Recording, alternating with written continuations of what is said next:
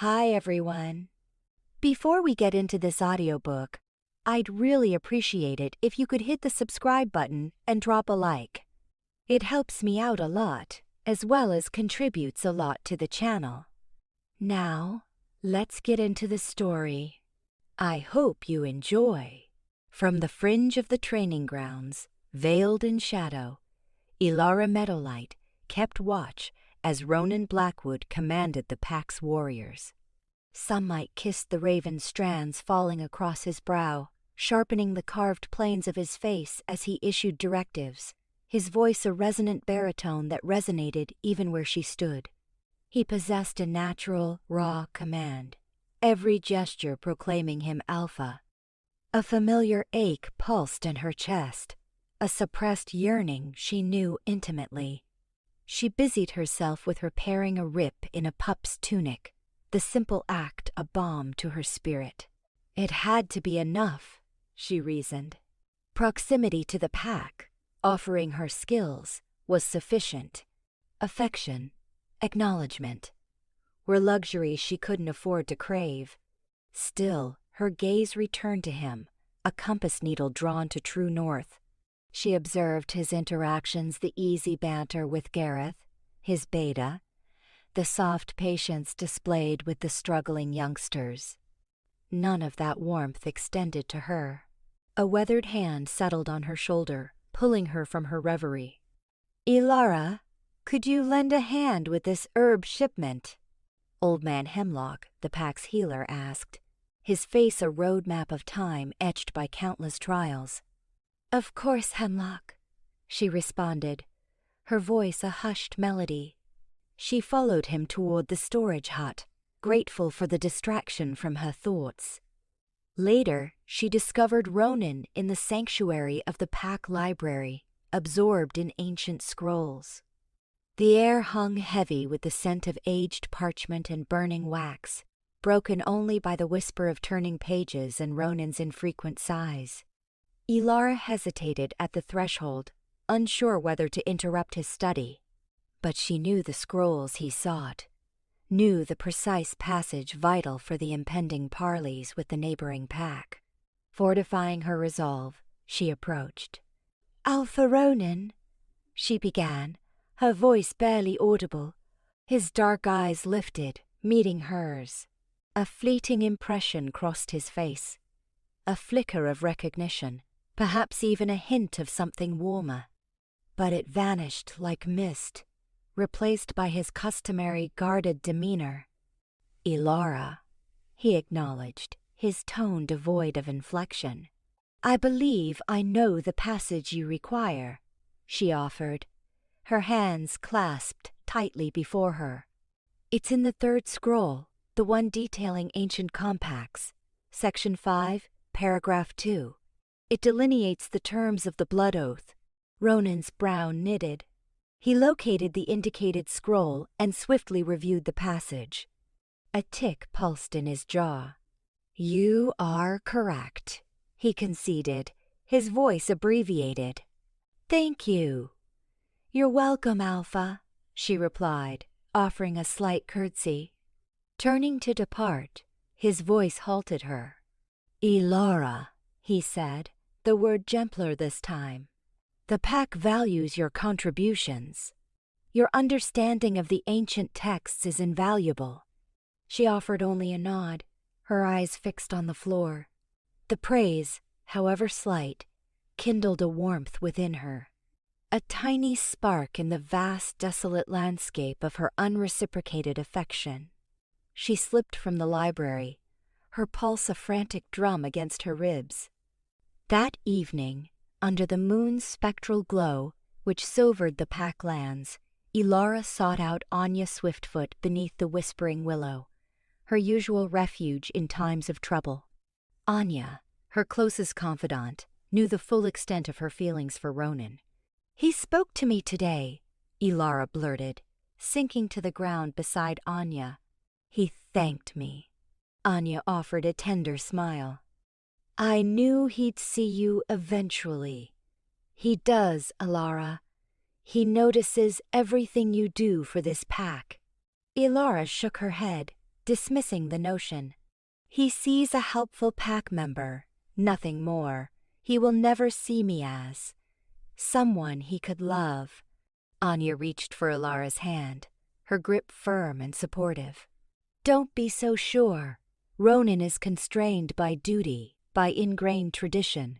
He is bound to marry Lyra from the Northwood Pack, but that doesn't mean he can't harbor feelings for you.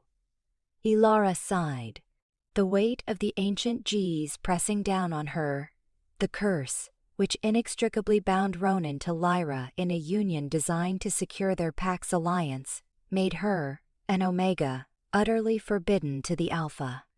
It's irrelevant, Anya. His destiny lies with Lyra. Their union ensures the pack's security. But what about your own well-being, Ilara? Anya implored, her voice tinged with worry. Don't you deserve happiness? Ilara lifted her gaze to the moon, its argent light illuminating her face. My contentment rests on the pack's prosperity. If Ronan is content, if the pack thrives, then I am satisfied. It was a carefully constructed fabrication, a shield against a vulnerable heart. But it was a falsehood so often repeated that it had assumed the guise of truth. You are endlessly selfless, Ilara, Anya said, her voice a blend of admiration and muted sorrow. Perhaps too much so. Ilara forced a smile, despite the ache in her heart. It's in my nature, Anya. I wouldn't have it any other way. But as she stared at the moon, a solitary tear carved a glittering path down her cheek. She knew, deep within, that her love for Ronan was a burden, a secret she would bear until her last breath. And unbeknownst to her, that breath was closer than she imagined. The threads of destiny were already being woven into a new, intricate design, one that would challenge her selflessness, her devotion, and her very existence in ways she could never have foreseen. Shadows gather the first sign was a tremor in the earth, so subtle most would have missed it. But Kale, patrolling the Silverstream border, felt it in his bones, a low thrum that resonated with the primal instincts of his wolf. Then came the scent, acrid, sharp, the unmistakable tang of Shadowfang musk. He barked a warning into the twilight, a guttural sound that echoed through the ancient trees, and shifted, his silver fur bristling as he took point, his amber eyes scanning the dense undergrowth. Emerging from the shadows were not the solitary wolves they occasionally encountered. This was a war party. At their head stood Bran Stoneclaw, a brute of a wolf, his fur the color of dried blood, his eyes gleaming with malice. Behind him, a dozen more Shadowfang warriors, their postures aggressive, their teeth bared.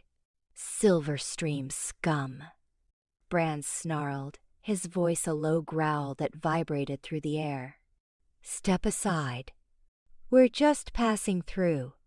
Kale stood his ground, a low growl rumbling in his chest. This is Silverstream territory. Turn back. The air crackled with tension, the unspoken threat hanging heavy between the two packs. A young Shadowfang warrior, eager to prove himself, lunged forward. Kale met him head-on, a blur of silver fur and snapping jaws. The skirmish was brief, brutal. Kale, faster and more agile, quickly gained the upper hand, forcing the young wolf to retreat, whimpering, back into the pack. Bran's eyes narrowed. So, you want to play rough? Fine, he signaled, and the Shadowfang pack surged forward, a wave of muscle and fury. Kale knew they were outnumbered, outmatched in brute strength. His priority was to buy time, to warn Ronan. He fought with a ferocity born of desperation, his every move calculated, every strike precise. But the Shadowfangs were relentless, their attacks coming from all sides. He felt a sharp pain in his flank, as a Shadowfang warrior managed to rake his claws across his ribs. Ignoring the pain, he shifted back to human form, drawing his sword, its silver blade gleaming in the fading light. "Fall back!" he shouted to the other Silverstream patrols arriving, his voice hoarse. "Warn the Alpha." Back at the pack house, Ronan stood over a map spread across a large oak table, his brow furrowed in concentration. He was outlining defensive strategies, anticipating a possible Shadowfang incursion. His advisors, including Kale and several senior warriors, stood around him, their faces grim. The arranged marriage with Lyra offered a fragile alliance, but Seraphina Vane, Alpha of the Shadowfang pack, was not one to be deterred by diplomacy. She craved power, and Silverstream territory was rich in resources. A messenger burst into the room, breathless and bleeding. "Alpha! Shadowfang warriors! They're attacking the border!" Ronan's jaw tightened. "Kale?" The messenger shook his head. "He's holding them off, buying us time." Ronan slammed his fist on the table, the force of the blow making the map jump. "Damn it! I knew Seraphina wouldn't wait." He turned to his warriors. "Prepare for battle. Defend our territory. We will not yield to the Shadowfangs." As the warriors scrambled to arm themselves, Ronan pulled Kale aside. "Kale, you know the border better than anyone. What's their objective?" Kale, his face grim, replied, "They're testing our defenses, looking for weaknesses, but I think they're after something more. Seraphina is not one for simple skirmishes. This feels like a diversion." Ronan considered this, his eyes narrowed. A diversion for what? Across the forest, in the heart of Shadowfang territory, Seraphina stood before a roaring fire, the flames reflecting in her cold, calculating eyes. Bran knelt before her, his massive frame casting a long shadow. "The Silverstream patrols are engaged, Alpha," he reported, his voice deep and gravelly. "Just as you predicted." Seraphina smiled, a cruel, predatory expression. "Good." Ronan is distracted. He thinks this is about territory. He's always been so predictable. She gestured towards a hidden path leading away from the main camp. "The second team has already departed?" Bran nodded. "They are on their way to the Silverstream caves, Alpha. They will retrieve the artifact." Seraphina's eyes gleamed with anticipation. "Excellent. Once we have the artifact, the power of the Silverstream pack will be ours. Ronan Blackwood will be brought to his knees, begging for mercy." She stood up, her lithe figure radiating power. "He may be strong, but he is weak when it comes to his pack. He cares too much. And that, Bran, is his downfall." She paused, a hint of something akin to regret flashing across her face before vanishing as quickly as it came. Pity. He could have been a powerful ally. Now, he will be nothing more than a stepping stone. Bran, ever loyal, simply nodded, his eyes fixed on his Alpha, ready to carry out her every command. "The Silverstream pack will fall," he growled, "and the Shadowfang pack will rise." Seraphina laughed, a chilling sound that echoed through the night. "Indeed, Bran. Indeed." The shadows gathered, hungry and expectant, as the storm began to break. A sacrifice of love steel screamed against steel, a discordant chorus that ripped through the ancient woods. Silverstream wolves, hackles raised in defiance, met the Shadowfang onslaught with savage resolve. Bran Stoneclaw, a mountain of muscle and fury with eyes like half. "Fractured Knight," bellowed commands, his voice a tremor in the air. Alara Meadowlight, usually a gentle healer tending to wounds, fought with surprising, desperate prowess, her lithe frame a blur of snapping jaws and raking claws. Her frantic gaze kept snapping towards the front line where Ronan, her alpha, led the defense. Ronan Blackwood moved like a storm-made flesh. Ebony fur shifted over corded muscle as he carved a path through the Shadowfang horde, each movement a study in lethal grace. Yet even alphas bled. Bran, Stoneclaw, emboldened by rage and the dark sorcery of Seraphina Vane, relentlessly pressed his advantage. He deflected Ronan's attack, the force reverberating even through his immense bulk, then surged forward, a silvered axe arcing towards Ronan's chest. Ilara perceived the unfolding tragedy with painful clarity. The moon's gleam on the descending blade, the cruel anticipation in Bran's visage, the almost imperceptible tightening of Ronan's features as he grasped his peril. An instinct older than thought seized her. She hurled herself forward, a fragile barrier against the inevitable. The axe found its mark, plunging into her heart. A stifled cry escaped her, swallowed by the surrounding bedlam. A searing, incandescent agony consumed her. She felt Ronan's powerful arms encircle her as she collapsed, the forest floor. Rising to meet her. Ilara! His voice, a ragged, anguished sound she'd never imagined he possessed, tore through the chaos. His face, typically a mask of stoic control, was now a canvas of raw horror. He cradled her, his mighty frame shuddering. Bran Stoneclaw, momentarily taken aback, snarled his frustration. Fools! Your devotion is meaningless. He pivoted to reassemble his scattered forces, his crucial opportunity squandered. Ilara gazed up at Ronan, her vision blurring. Crimson blossomed against his dark fur, staining him with her lifeblood. She reached out a trembling hand, touching his cheek. Ronan, eh? She breathed, her voice barely audible. He pressed his forehead against hers, his eyes mirroring her torment. Don't speak, Ilara. Conserve your strength. I'll get you to the healers. You'll recover. His words were a desperate denial of the truth unfolding before him. A wan smile flickered across her fading features. It's all right, Ronan. It was worth it.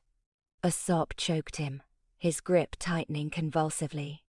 No, Ilara, no. It wasn't worth it. You cannot leave me. The cacophony of battle receded, drowned out by the thunder of Ronan's heart in her ears. He was so close, his scent enveloping her, a blend of pine, cedar, and something uniquely his, a siren's call she had long resisted, knowing he was forever beyond her reach. Lyra, she murmured, remembering his duty, his betrothed. A tear traced a path through the blood on her face. Tell her I'm sorry. Ronan shook his head violently, tears streaming down his face. Forget Lyra. Forget everyone. Just stay with me, Ilara. He brushed a stray strand of fur from her face, his touch gentle despite his immense power. She felt the tremor in his hands, the desperation in his eyes. And then, a revelation, a flicker of something she had never dared to dream of, a raw, untamed spark of love, undeniably present. Ronan, she whispered again, her voice failing. I always. The pain was too intense, the encroaching darkness too overwhelming. His face twisted in agony. Ilara, please. Don't leave me like this. Don't leave me in doubt. Summoning the last vestiges of her strength, she focused all her energy on him. I loved you, Ronan. The words were a confession, a liberation after years of silence. His breath hitched, his eyes widened, flooded with disbelief and burgeoning comprehension. "Elara?" Her grip slackened.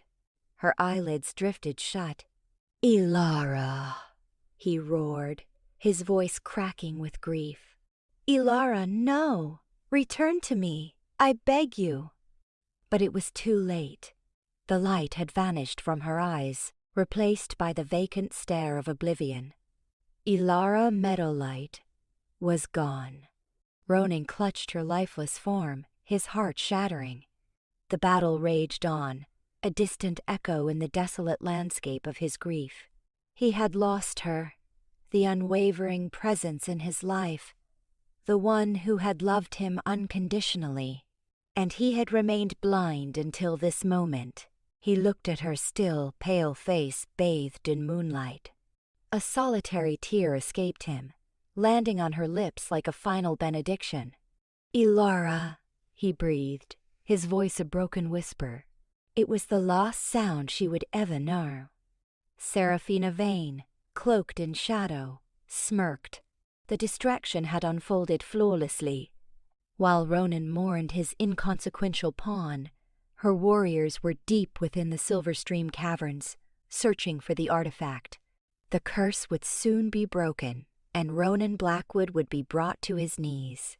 Yet even she was surprised by the visceral, consuming grief radiating from the Alpha.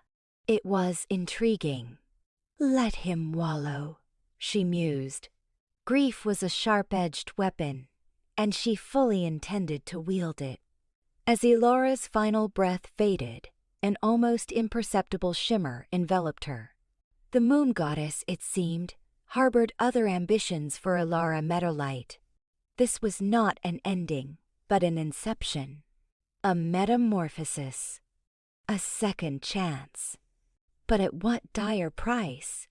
Whispers of regret. A stark blossom of crimson stained Elara's tunic, blooming like a morbid poppy against the gray wool. Ronan frantically pressed against the gash, yet the blood surged on, a murky torrent dragging her essence away. He registered the violent shudders seizing her form, the ragged, shallow gasps that clawed at the air. The conflict roared around them, a maelstrom of bestial cries and the ghastly splintering of bone, but the world narrowed to the fading embers in Elara's eyes. "No, Elara," he choked, disbelief curdling his voice. His grip tightened, an instinctive attempt to anchor her spirit to this world. "Don't leave me now." The words were a fractured supplication, a world away from the sharp commands he'd issued moments prior. Her hand, slick with lifeblood, ascended, a fleeting caress against his cheek. The touch, feather-light and frail, jolted through him, a searing memory of her vibrant spirit, a spirit he was losing. "Ronan," she breathed, the sound a fragile thread against the din.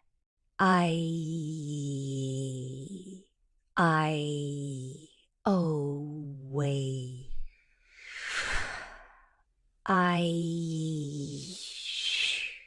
He bent closer, desperate not to lose a single syllable.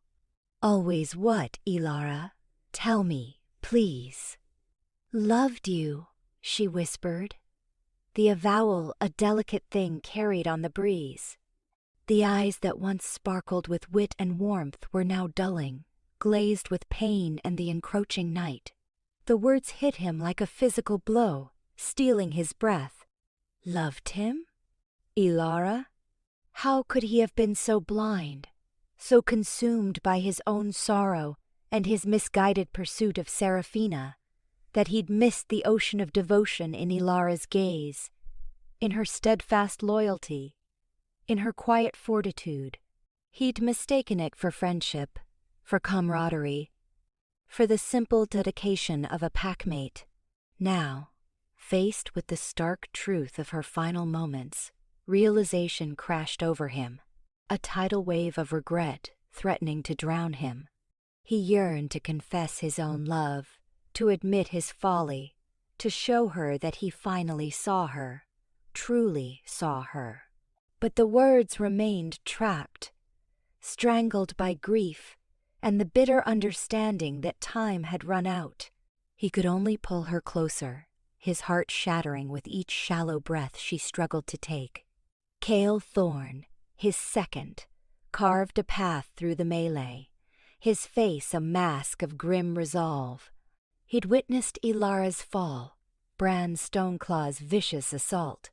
He understood the gravity of the situation, a painful brand searing his soul. He, too, harbored a secret affection for Ilara, a love he knew would forever be unrequited. To see her dying in Ronan's embrace was a torment he wouldn't wish on his fiercest adversary. Reaching Ronan's side, his hand instinctively went to his sword hilt. "Alpha, we must move. The Shadowfang are—" The words choked off, strangled by the raw agony etched on Ronan's features.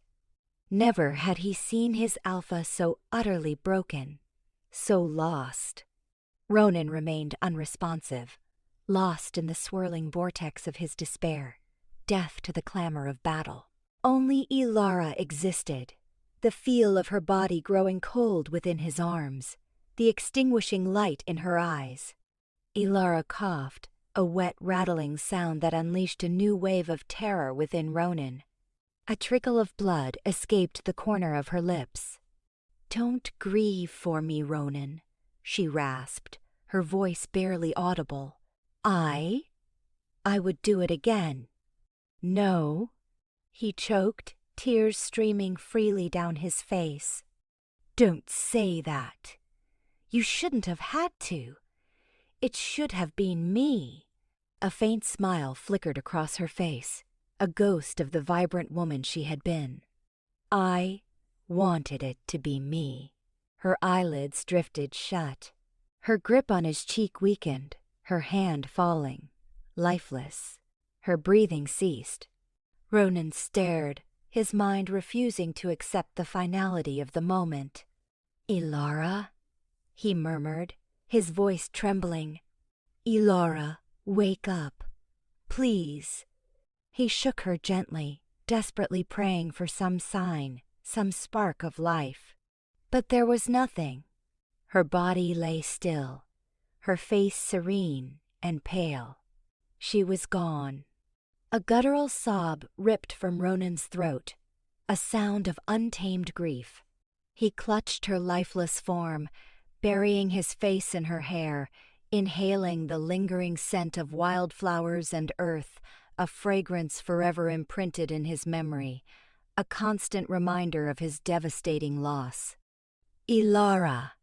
he bellowed, the sound reverberating across the ravaged field, a primal cry of despair that momentarily silenced the fighting. Wolves from both Silverstream and Shadowfang paused in their brutal dance, startled by the sheer power of Ronan's anguish. Cale observed, his heart aching for his Alpha and for the woman he loved in silence. He knew that Ronan had lost more than a pack member, more than a friend. He had lost his soulmate, the woman who had always been there, the woman who loved him without reservation. And he hadn't realized it until it was too late. Seraphina Vane observed from the periphery, her expression an enigma.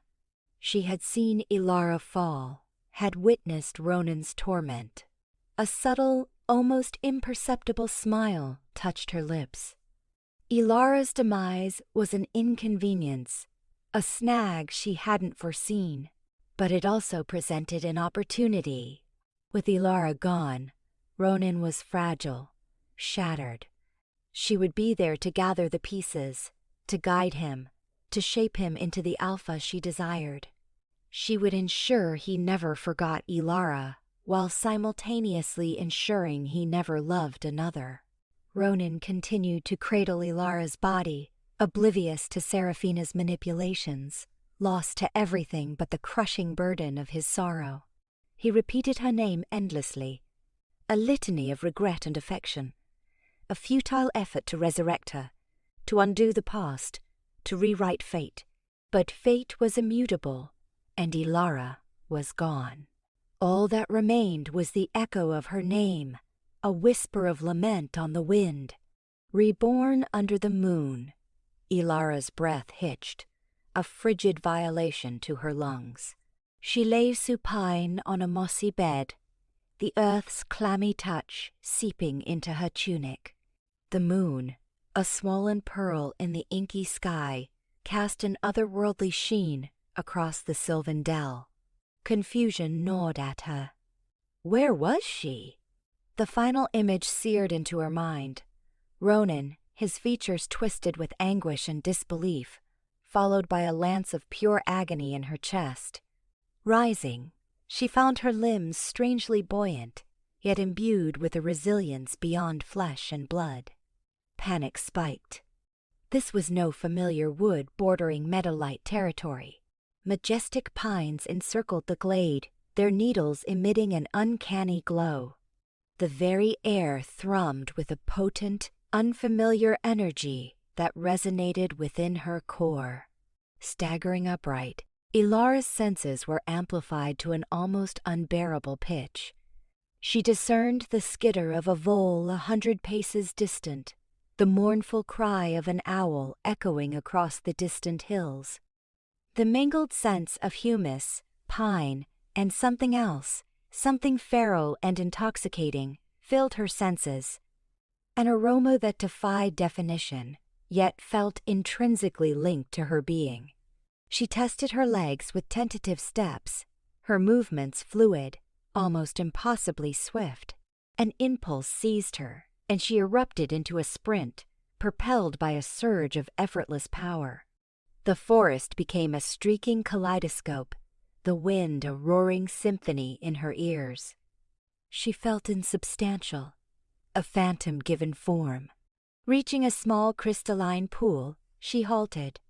Kneeling, she gazed into the still water, a gasp escaping her lips. The reflection was both known and utterly foreign. The familiar contours of her face, those wide hazel eyes, remained. But a subtle yet profound transformation had occurred.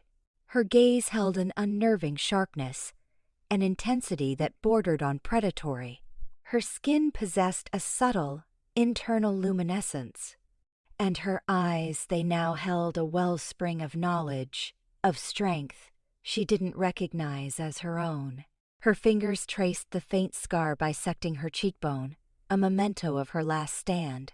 A bavil that, by all rights, should have claimed her life. She closed her eyes, attempting to conjure the familiar ache, the longing for Ronan that had been her constant companion. But it was gone, as if a silken curtain had been drawn over her emotions, dampening the pain, the affection, the yearning. The memory of her heartfelt confession, the raw desperation in her declaration of love, remained vivid, yet felt strangely detached, as if it had befallen another. A wave of disquiet washed over her. Who was she now? What metamorphosis had she undergone? She recalled the dying, the searing pain of the wolfsbane blade rending her heart. She remembered the encroaching darkness, the sensation of drifting away. But interwoven with those memories was a voice, a whisper on the wind, promising a rebirth. Opening her eyes, she stared into her reflection. The girl mirrored back was no longer Ilara Meadowlight, the lovelorn shadow of the Alpha. This Ilara was evolved, transformed, powerful. She rose, her gaze drawn to the lunar orb above. A current of raw energy surged through her veins, a boundless wellspring of potential. She knew not what the future held, but one thing resonated with unwavering certainty. Her demise, her resurrection, had irrevocably altered her. Some divine agency, the moon goddess perhaps, had intervened. And, whatever design she was now meant to fulfill, it had nothing to do with unanswered affection or the pack she had left behind. A deep growl vibrated within her, a sound both alien and instinctively understood.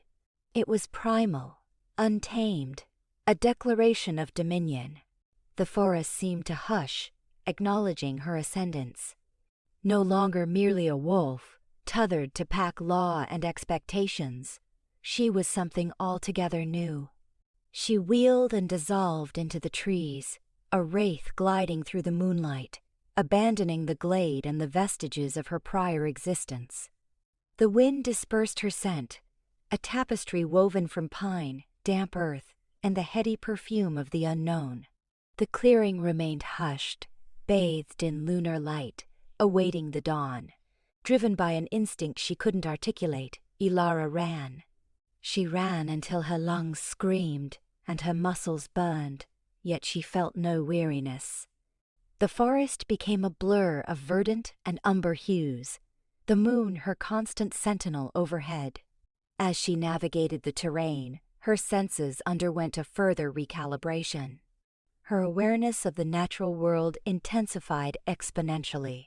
She felt the life force pulsing through the trees, the subtle eddies of the wind, the furtive movements of creatures beneath the undergrowth.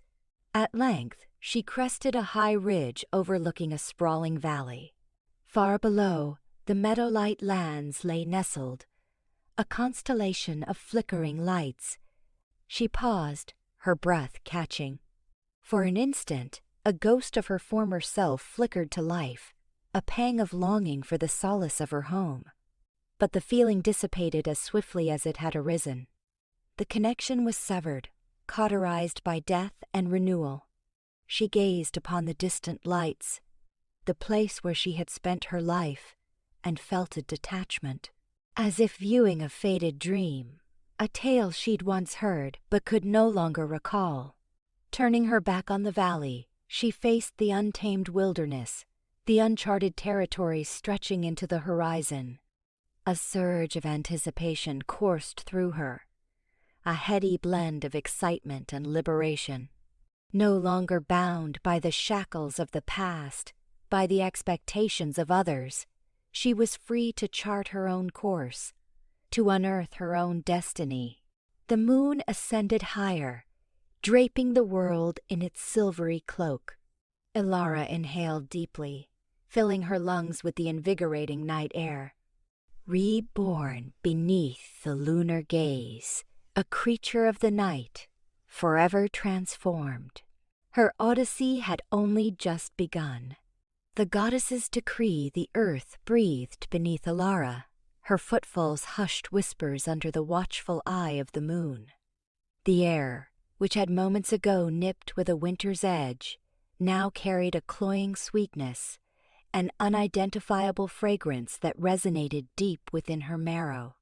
Driven by an inexplicable instinct, she had walked for what seemed an eternity, drawn by an unseen hand toward a destination unknown. Then, the illumination fractured. It wasn't the moon's gentle wash through the canopy, but a focused, searing beam that poured from a glade nearby. Ilara halted, her heightened senses screaming a warning she couldn't interpret. This surpassed mere lunar brilliance.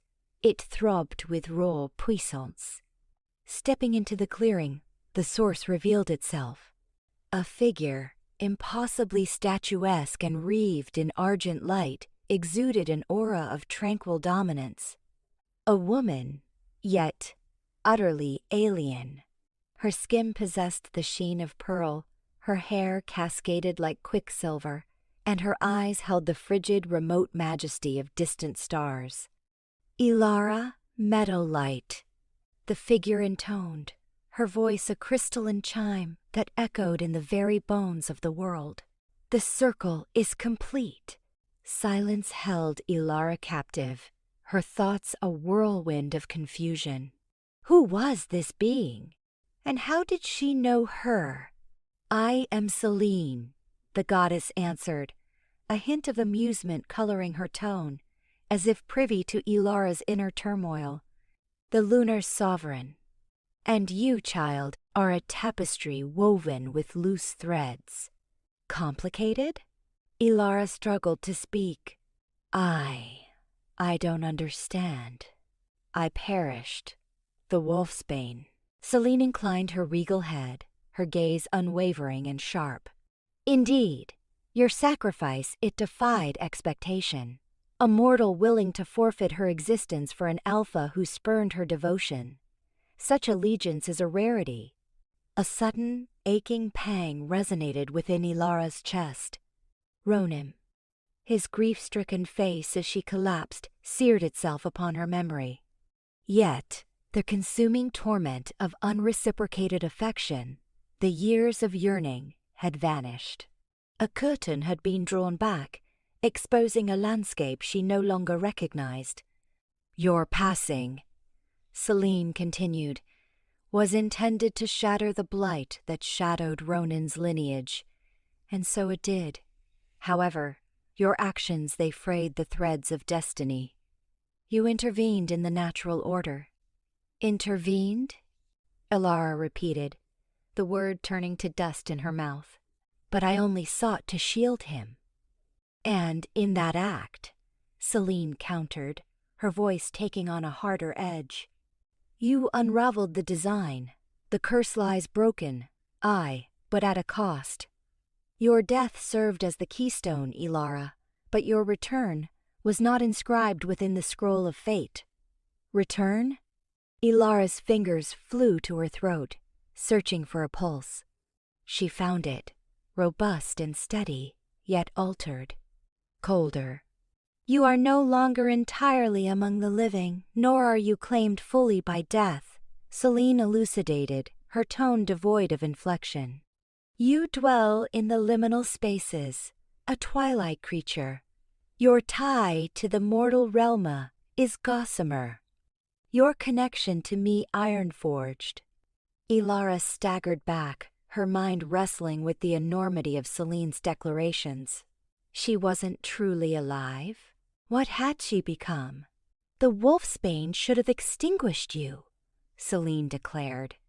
And in a sense, it achieved its purpose. Yet your spirit as your essence was deemed worthy of preservation. I stepped in. I remolded you. I bestowed upon you a second existence, though perhaps not one you would have chosen. A second existence to be what? Ilara whispered, her voice barely audible. Celine approached, her eyes, like twin celestial bodies, piercing Ilara's very core. You are a nexus, Ilara, a channel. You wield potency beyond your comprehension, the aptitude to sculpt destinies, to sway the equilibrium between the mortal and the divine. But I desire none of this, Ilara protested, fear constricting her throat. I simply longed to be ordinary. Celine inclined her head, a fleeting trace of something akin to compassion gracing her features. Ordinary as a ship that has sailed, child. You are touched by the moon's caress, branded by the shadow of death, and reborn in my likeness. Your former life has crumbled to dust. Your former self is fading away. The goddess gestured, and Ilara felt a torrent of power surge through her being, a wild, untamed energy that both exhilarated and terrified. She could perceive the forest's heartbeat, the hum of life in every cell, the silent poems carried on the wind. She could sense the presence of others, both near and far, their emotions, their schemes. It was overwhelming, a symphony of sensation. What is your demand? Ilara asked, her voice trembling against the tide of power. I seek nothing, Celine replied, her voice imbued with the immensity of the cosmos. I merely initiate your passage. The manner in which you wield this as boon is your own to decide. But heed this, Ilara Meadowlight. Your deeds shall birth consequences. The balance has been toppled, and the ripples will spread without limit. Celine paused, her gaze sweeping over Ilara, assessing, gauging. Ronan will seek you. He will sense your altered presence, though he may never grasp its essence. He will seek to reclaim what he believes he has forfeited. Yet, you are no longer his to possess. Ilara, your allegiance lies with yourself and with the moon's silent command. With these words, Selene began to dissipate, her light waning until she was nothing more than a shimmering outline against the moon-drenched heavens. Then, she vanished, leaving Ilara alone in the glade, the burden of her transformed reality pressing down with crushing force. She was no longer Ilara Meadowlight, the lovelorn she-wolf who craved the alpha's touch. She had morphed into something altogether distinct, something greater. And she possessed no clue as to how to wield it. The forest floor felt alien beneath her feet.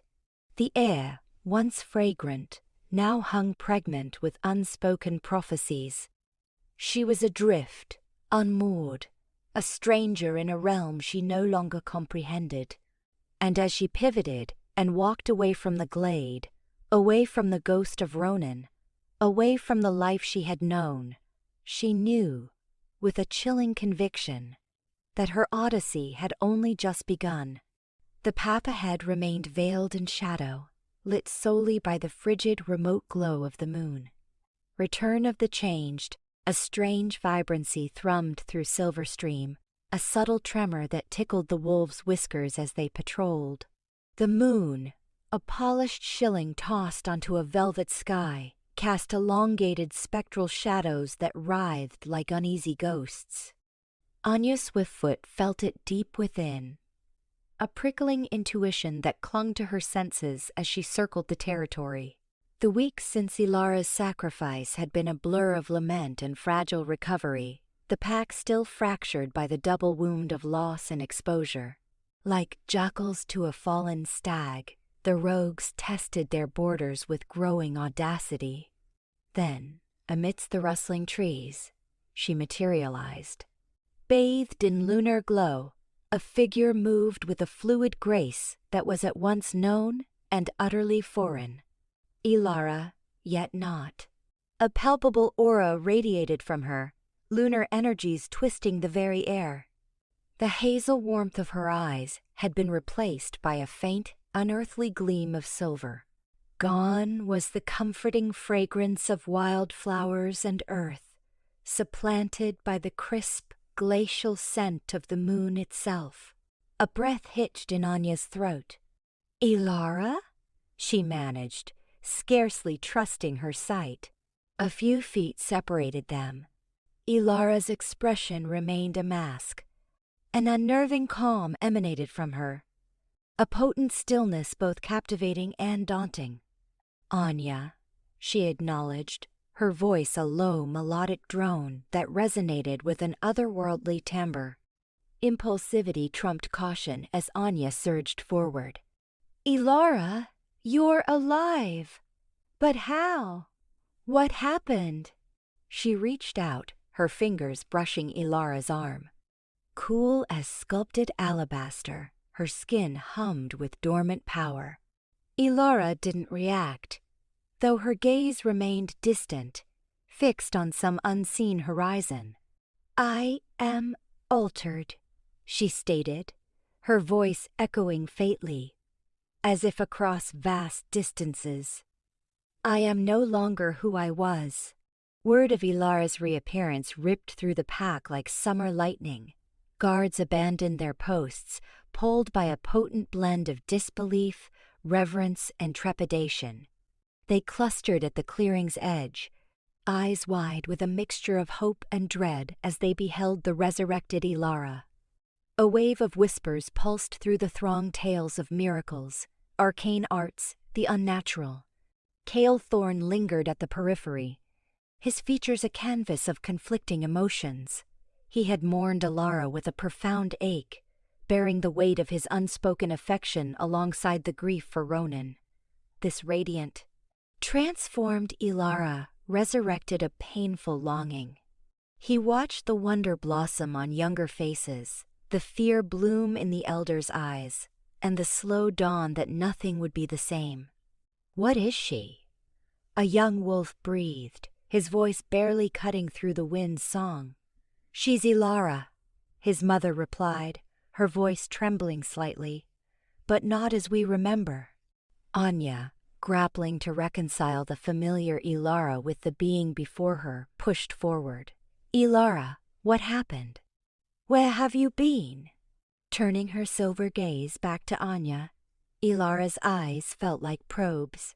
"I have been beyond the veil," she offered cryptically. "I have walked in the domain of the lunar sovereign. I have been reborn." "Reborn? What does that signify?" Anya pressed, a line creasing her brow. "It means," Ilara responded, a newfound intensity flooding her voice, "that I am no longer tethered by the frailties of my former existence.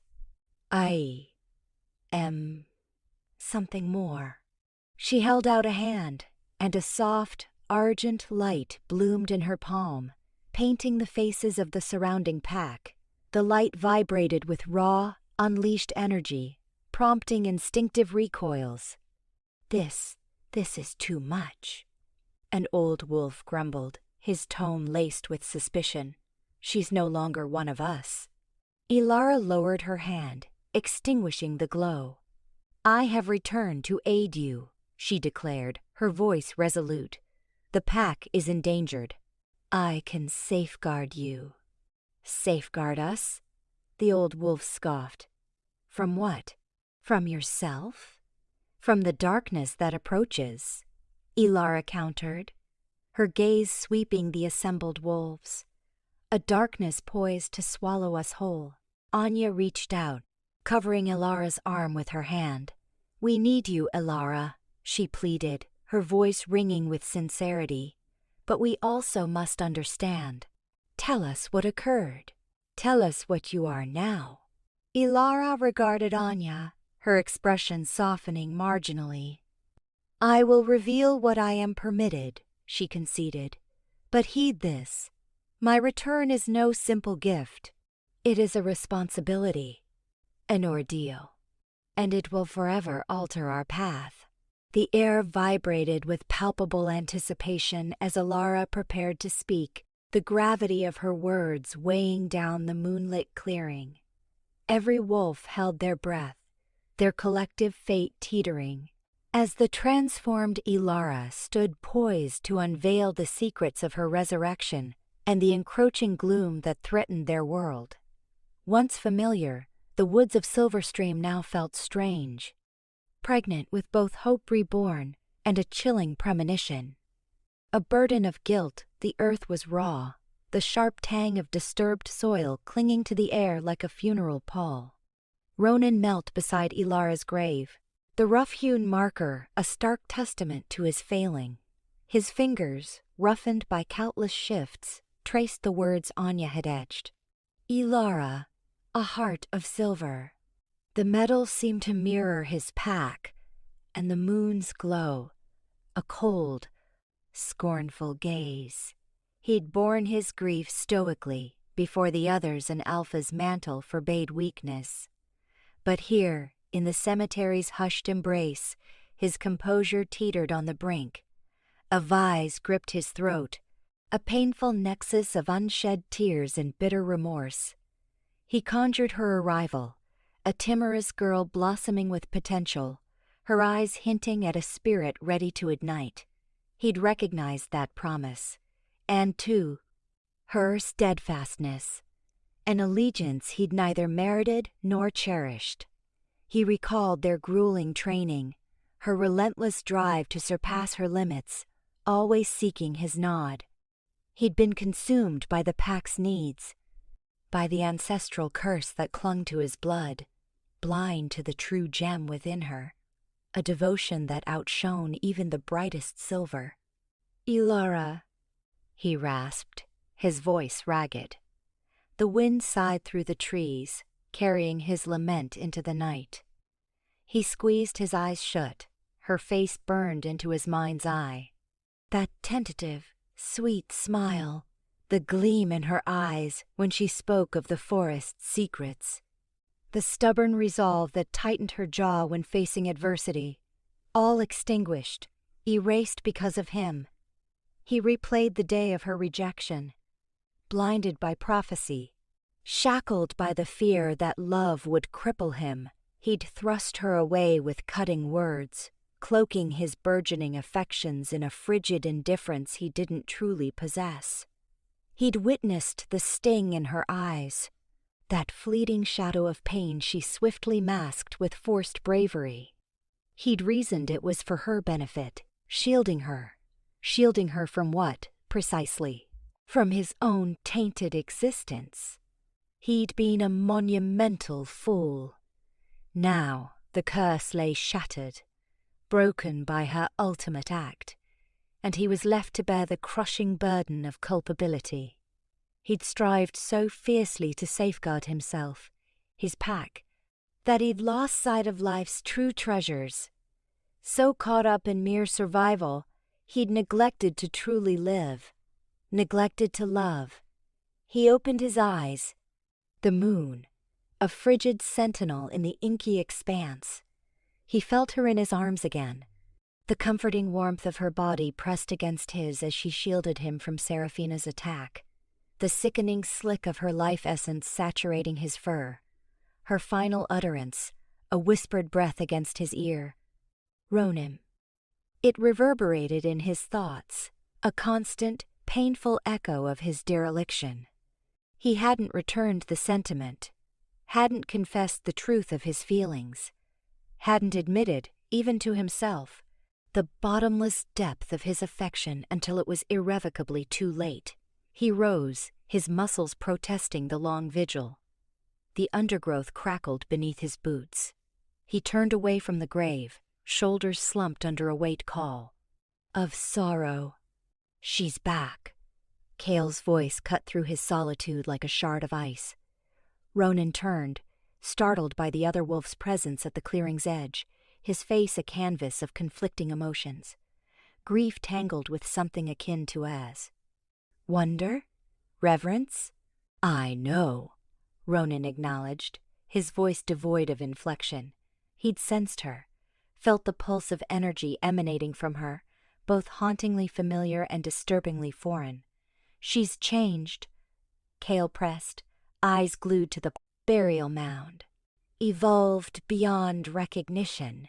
She's not Ilara as we knew her, Ronan corrected, the words tinged with acrimony. Cale offered no retort, his gaze remaining fixed on the earth where she rested. Ronan understood his thoughts. They all did.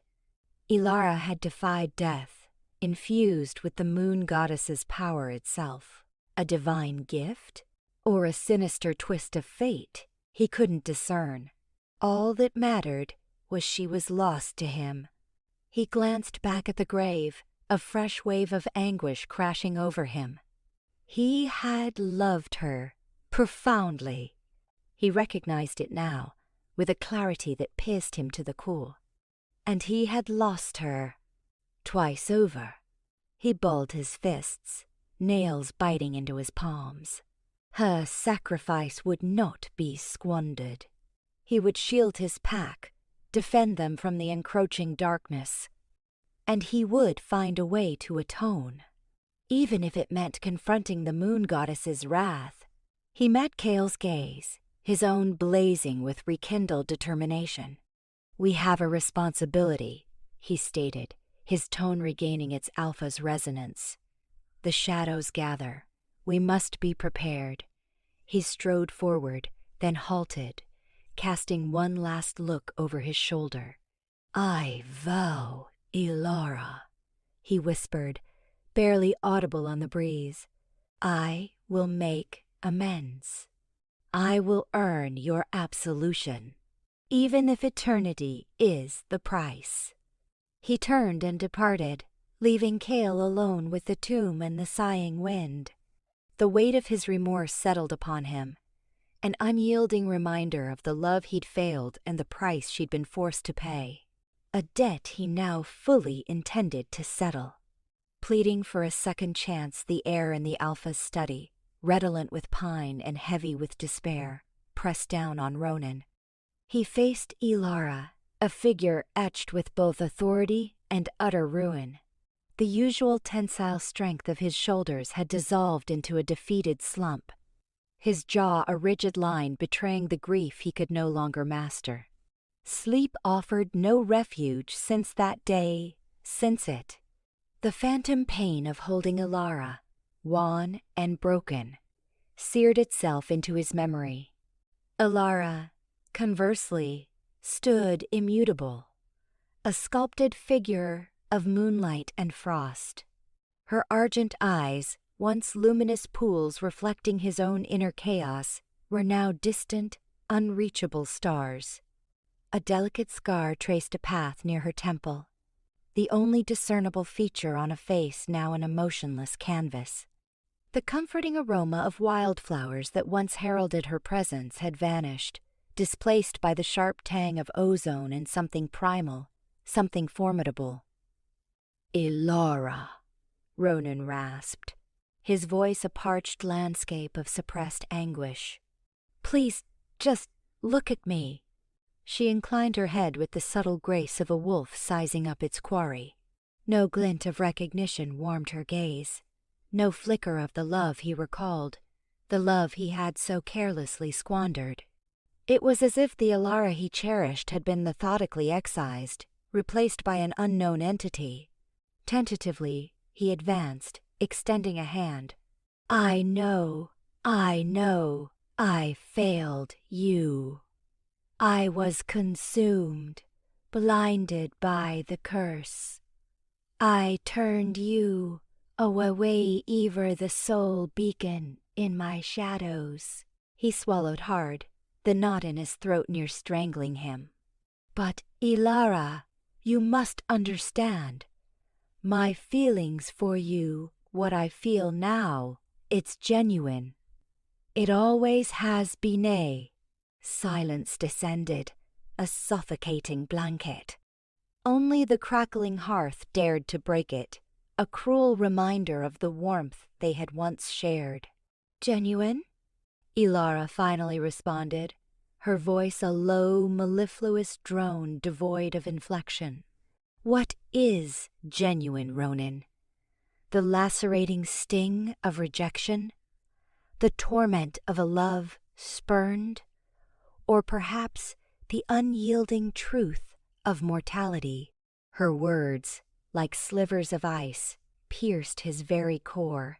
He recoiled, retracting his hand as if burned by fire. "No, Ilara, that's not. I never intended to inflict pain. I was in the grip of fear. Fear of the curse, fear of Ver." His voice faltered, unable to articulate the magnitude of his folly. "Fear of love," she finished, her tone devoid of modulation. A pervasive ailment among alphas, it would seem.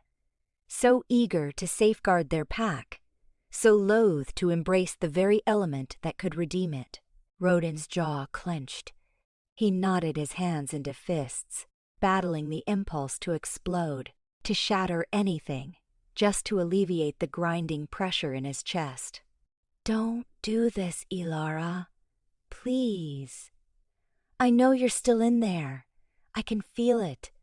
The moon goddess resurrected you for a reason. We've been granted another chance." A wraith of a smile ghosted across her mouth, a desolate expression that sent tremors down his spine. "Another chance? For whom, Ronan? For you? Or for the pack? Perhaps the goddess recognized something in me that you failed to see. Perhaps she understood that I was the only one willing to make the necessary sacrifices." He edged closer once more, his voice laced with entreaty. "What sacrifices? Ilara, tell me. What do you desire? What must I do? I'll do anything. Anything to reclaim your forgiveness, to win back your affection." Ilara scrutinized him, her gaze unblinking. "Love is a liability, Ronan. A weakness to be exploited. And I no longer possess the luxury of indulging in such trivialities." "That's a lie," Ronan interrupted, his carefully maintained composure crumbling. Love is a source of strength. It's what unites us, what compels us to fight. It's what you taught me. Did I? She arched an eyebrow, her expression challenging him. Perhaps I was mistaken in my assessment. He raked a hand through his hair, frustration surging within him. You can't simply erase everything we shared. All the memories, the laughter, the dreams we built together, they can't simply vanish. Memories are ephemeral, Ronan, like echoes in the wind. They dissipate with the passage of time, replaced by new experiences, new realities. But two realities, Bud, the bond, stammered, grasping for a lifeline. The mate bond, it still exists, doesn't it? I can sense it. Diminished, but still there. Ilara's gaze turned glacial.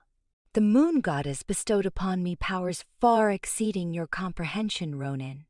Do you genuinely believe that a mere bond could still restrain me?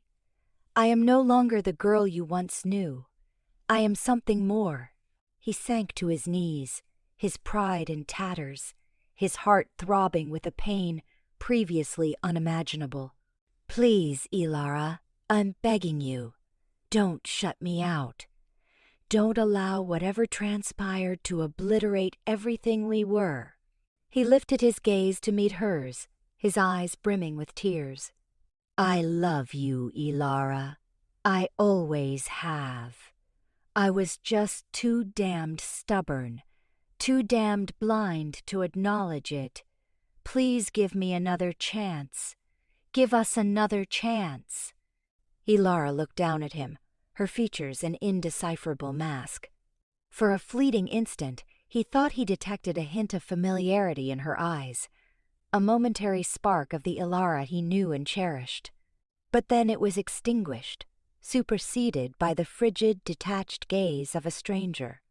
There are far more pressing matters to address, Ronan, she stated, her voice devoid of any warmth. The encroaching darkness looms, and your personal yearnings hold scant significance in the face of such a menace. Rise, Alpha. Your pack awaits your protection. She turned and swept away, her silver hair glistening in the glow of the hearth. Ronan remained kneeling on the cold stone floor, his heart shattered, his hope extinguished. He had confessed his love, laid bare his very soul, and pleaded for clemency. And all he had received in return was icy indifference. As Ilara receded from the study, Ronan was left alone to contend with the stark reality that the woman he cherished was gone, replaced by a being he could barely comprehend, a being who seemed determined to hold him at call. Bay. He had been granted a second chance, yes, but now he had to discover how to make Ilara see it too. He vowed to shield her, to safeguard his pack, and to somehow, in some way, reclaim the heart of the woman he had so foolishly forfeited. But as he stared up at the closed door, Ronan couldn't shake off the sinking feeling that he was fighting a battle already lost. The unmoved heart, the earth shuddered beneath Ilara's assault. A whirlwind of fur and fury, she carved chunks from the ancient oak, gashes far deeper than her remembered claws could manage. Static danced around her knuckles, leaving a metallic tang on the damp forest air. This wasn't mere exercise. She wrestled with the immensity of her transformed self, a force threatening to drown the woman she'd been, leaving behind only a husk. Though sweat beaded on her forehead, she knew no physical weariness, only a bleak void where her heart's fire had once blazed. Ronan's memory flickered, a ghost of warmth she banished without mercy. Love was weakness, a crack in the armor she required to face the coming storm. The moon goddess hadn't resurrected her for sentimentality. With a surge of power, she vaulted over the oak, landing on the far side with the silence of falling snow. Every sense amplified, the rustle of leaves became a whispered secret, The scurry of a mouse, a frantic drumbeat, a distant wolf's call, a mournful cry in the night's orchestra. But it was the Cicerus, the faint divine murmuring resonating within her very core, the truly unsettled. She stilled, eyes shut, anchoring herself to the scent of pine needles and loam, anything to remain tethered to the present. But the past was a leech, a relentless undertow, pulling her back to her final moment. Ronan's anguished face, the tremor in his voice as he spoke her name, a wave of revulsion crashed over her. That Ilara was gone, sacrificed in his arms, a desperate, loving act to end a curse for an alpha who saw her worth too late. Now, she was something beyond. She opened her eyes, emerald now shot through with glacial silver, reflecting lunar light even in the forest's depths. It was more than skin deep, her very essence had been reforged. The softness, the longing, the devotion, all scoured away, leaving behind a core of tempered steel and a desolate solitude. Later, as twilight bled across the sky, she drifted toward the glade where she and Ronan had once stolen moments. A place saturated with shared intimacy, now poisoned by loss. She halted at the edge, senses taut, the air thick with suppressed emotion. Anya Swiftfoot materialized from the trees, relief warring with dread on her face. Ilara had detected her approach leagues away, but offered no sign. Anya was her dearest confidant, a sister in all but blood, yet Ilara felt an unbridgeable chasm yawn between them. "Ilara?" Anya ventured, her voice hushed. "It's good to see you back." Ilara's gaze swept over her with unnerving scrutiny. "Is it?" she queried, her voice utterly flat. Anya recoiled, a flicker of hurt crossing her features. "Of course," she replied, forcing a smile. "We missed you terribly, all of us." "Did you?" Ilara repeated, her eyes narrowing to slits. "Or do you mourn the woman I was?" Anya hesitated, searching for the correct phrasing. "We miss everything," she confessed, her voice laced with honest emotion. "But we're also worried. You're changed." "Changed?" Ilara echoed, a ghost of dark humor touching her lips. "I died, Anya. What did you expect? A seamless resurrection?" Anya edged closer, her hand reaching out. "I understand. Things are different," she said softly. "But you're still Ilara inside. You have to be." Ilara remained impassive, her body a statue, her expression a mask. "Am I?" she whispered, barely audible. "Or am I simply a conduit now, a weapon wielded by the goddess against the encroaching shadows?" Anya's hand dropped, her face paling. "Don't speak like that," she pleaded. "You're not a weapon. You're our Ilara." Ilara retreated, widening the gap between them. "Don't cling to illusions, Anya," she warned, her voice hardening. "It will only shatter you. The Ilara you remember is dead. Accept it." "I can't," Anya choked, tears brimming in her eyes. "I won't let her go." Ilara sighed, a sound devoid of warmth, of solace. "Then you will suffer," she stated simply, "because darkness looms, and it will devour all you cherish, and I cannot guarantee I can stop it." She turned and vanished into the dusk, leaving Anya alone in the clearing, her heart aching with a pain both ancient and fresh. Residual energy crackled in the air, a chilling testament to the power residing within Ilara, a power that appeared to have obliterated her very soul. Anya felt a shiver crawl down her spine, a premonition of a future more terrifying than any nightmare. As Ilara vanished, she could feel Anya's anguish, her confusion, her desperate hope, but she couldn't allow it to sway her. She now carried a weighty purpose that transcended all personal ties. The encroaching night required a detached, untouchable warrior, a shield against the gathering storm. Even if preserving the realm meant eradicating any trace of the woman she once was. Even if it meant breaking the hearts of all she held dear. Targeted threat the forest floor, usually a tapestry of muted greens and browns, exploded in a frenzy of silver fur and crimson spray. A Silverstream patrol led by the seasoned warrior Gareth was ambushed. Not a casual skirmish, but a calculated assault, the air thick with the guttural snarls of Shadowfang wolves, their eyes burning with an unsettling violet hue, a telltale sign of dark sorcery. Gareth, a veteran of countless border disputes, recognized the tactic immediately. Overwhelming force, designed to break their lines quickly. "Silverstream, hold the line," he roared, his voice barely audible above the din of claw and fang. He shifted, his own silver coat shimmering as he lunged forward, intercepting a massive, black-furred Shadowfang warrior.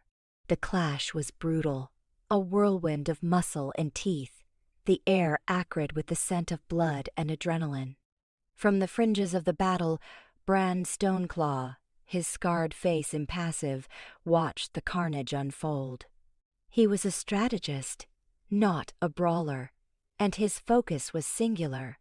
He raised a hand, signaling to a cluster of Opekaka, their violet eyes gleaming in the dim light.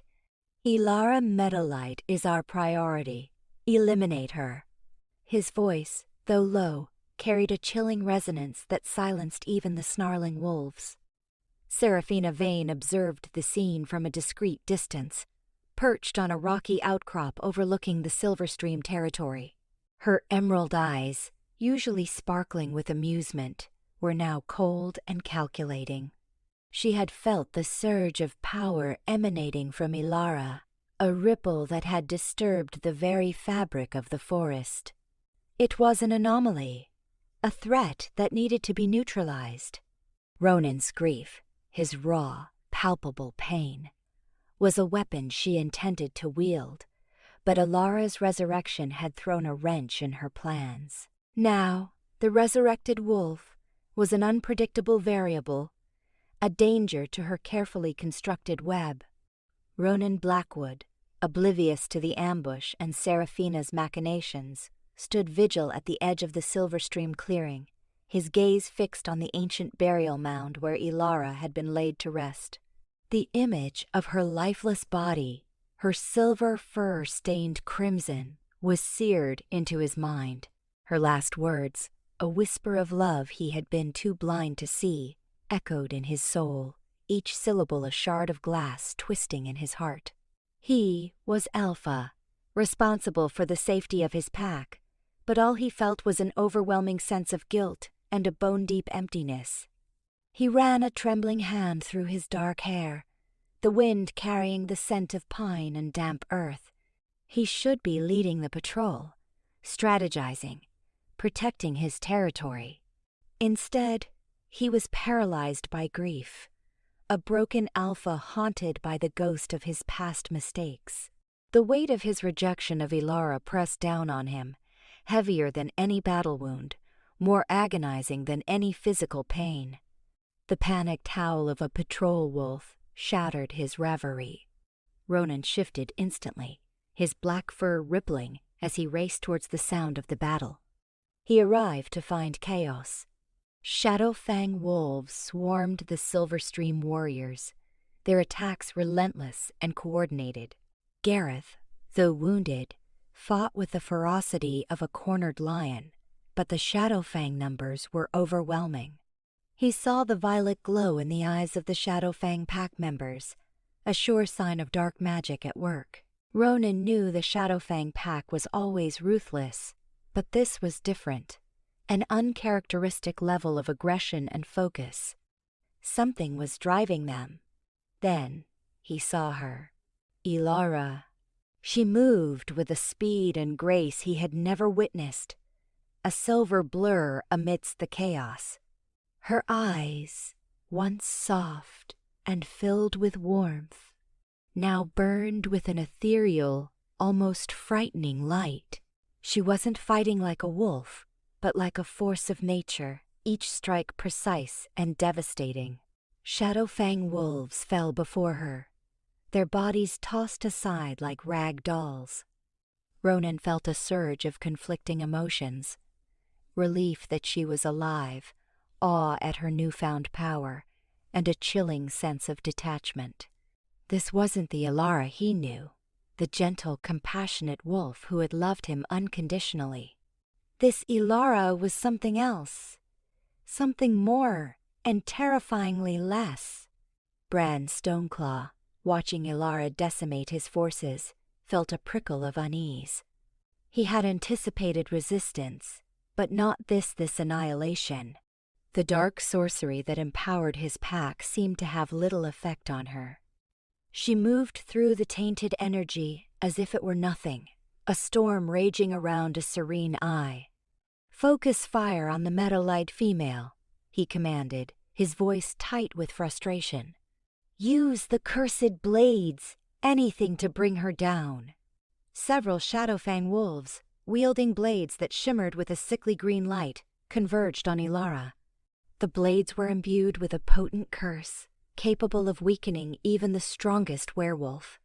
But as the first blade struck Ilara's flank, it shattered against her fur, the cursed energy dissipating harmlessly. Ilara didn't even flinch. She turned her gaze towards Bran, her eyes burning with an otherworldly light. He felt a jolt of fear, a primal instinct screaming at him to flee. He had faced down alphas, battled ancient spirits, but never had he encountered such raw, untamed power. "She is not to be trifled with," he muttered to himself, a flicker of doubt creeping into his violet eyes. He couldn't understand what had happened to Ilara. Seraphina cursed under her breath.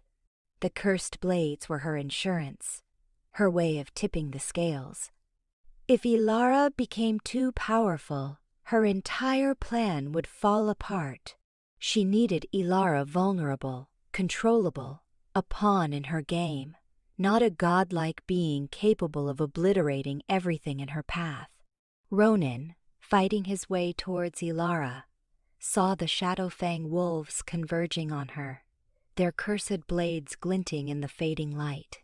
He roared, a primal sound of protectiveness, and surged forward, his claws tearing through the air. "Ilara, get away from them." But Ilara didn't seem to hear him.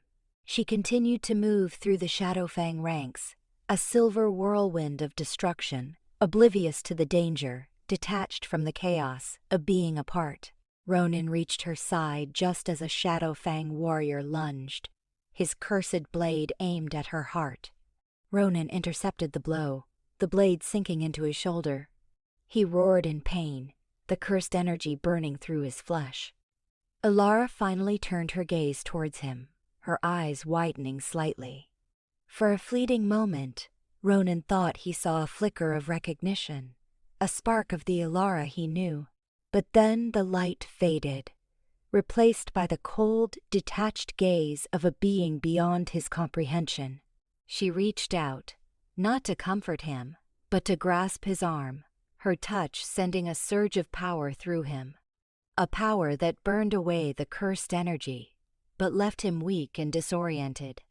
"Leave," she said, her voice devoid of emotion. "This is not your fight." And with that, she turned back to the Shadowfang wolves, leaving Ronan to stagger back, wounded and utterly bewildered. He watched as she resumed her dance of destruction, a silver specter amidst the carnage, a targeted threat that he could no longer protect, a being he no longer understood. The battle raged around him, but Ronan stood frozen, lost in the chilling realization that the woman he loved was gone. replaced by something else.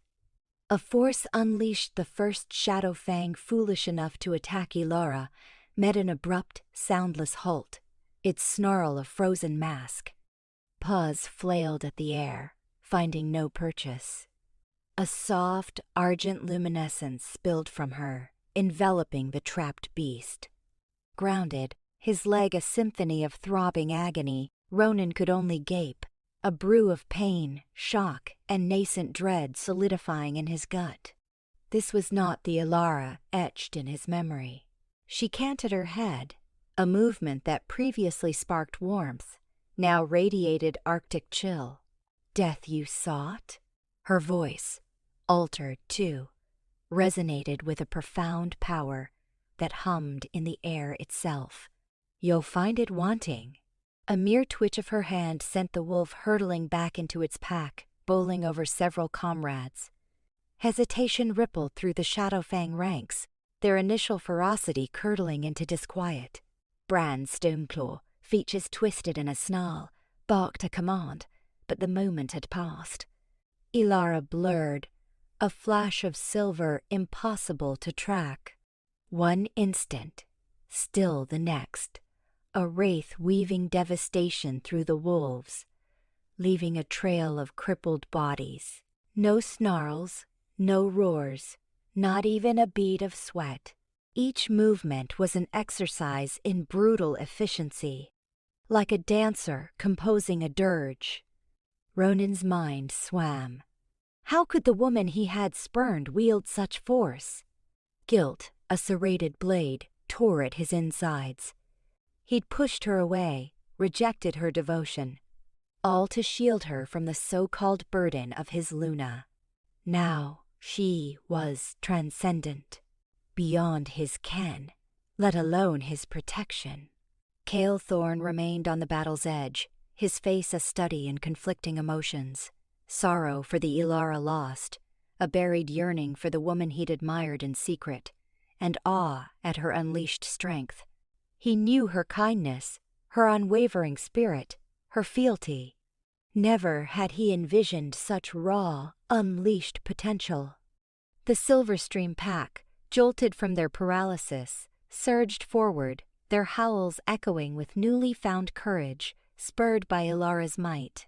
The Shadowfangs, broken in spirit and outmatched in power, faltered into a ragged retreat. Ilara remained unmoved. Her focus was razor-sharp. She moved with dispassionate efficiency, a duty executed with cold dedication. No joy, no rage, no burning malice, just stark, unwavering purpose. From the shadows, Seraphina Vane's fists clenched. Reports had underestimated Ilara's transformation. Resurrection had wrought a change, making her a far more dangerous adversary than anticipated. This was not a simple power surge, it was an intrinsic alteration. As the last of the Shadowfangs vanished into the trees, Ilara stilled. The argent glow receded, leaving her bathed in gentle lunar light. Turning towards Ronan, her gaze was glacial. "Stay back," she instructed, her voice devoid of warmth. "You are safe." He struggled to rise, but his injured leg betrayed him. He reached a hand towards her, desperation etched in his features. "Ilara, please let me explain." She didn't react, showed no acknowledgement of his outstretched hand. "There is nothing to explain, Ronan Blackwood. The past is done, and the future remains to be written." Turning from him, her eyes surveyed the Silverstream pack. They stared back with mingled awe and terror, their faces pale in the moonlight. They had witnessed her raw power, her detachment, her metamorphosis. She was no longer one of them. She had become something other, something unknowable. "Return home," she commanded, her voice ringing with newfound authority. "Care for the wounded. Prepare." Without another word, she dissolved into the forest, her form swallowed by the shadows like a phantom. Silence descended upon the Silverstream pack, heavy with palpable fear and confusion. They had been saved, but the cost loomed large. The woman they'd known was gone, replaced by a force beyond their grasp, an entity beyond their control. Ronan remained where he'd fallen, the anguish in his heart a sharper pain than the throbbing in his leg. He had lost her, not to death, but to something far more final. She lived, yet she was irrevocably gone. And perhaps, he now saw with a sickening clarity, she had never truly been his. Blinded by his own arrogance, he'd failed to see the truth until it was too late. Now, he paid the price. Cale approached cautiously, concern etched on his features. "Ronan, are you hurt?" He shook his head, speechless. He looked at Cale, his gaze filled with despair. "What have I done?" he whispered, his voice a breath. "What have I done?" Shrouded in darkness, Seraphina observed the aftermath. Frustration warred with steely resolve. Ilara Meadowlight had become a formidable hurdle, but not an insurmountable one. And Seraphina Vane was not one to concede. The rules of the game might have shifted, but she was still playing to win, and she possessed a few more stratagems. Lightning-Divide Ronan observed her from the training ground's perimeter, the sharp tang of ozone lingering in the air, a ghost of the Shadowfang incursion. Ilara's movements possessed a fluid deadliness, a captivating and frightening spectacle. The hesitant, good-natured she-wolf he cherished was gone, replaced by a force of nature, shaping raw energy with the deftness of a master craftsman. The ground vibrated underfoot as she practiced, incandescent arcs bursting from her fingertips, pulverizing granite into fine dust.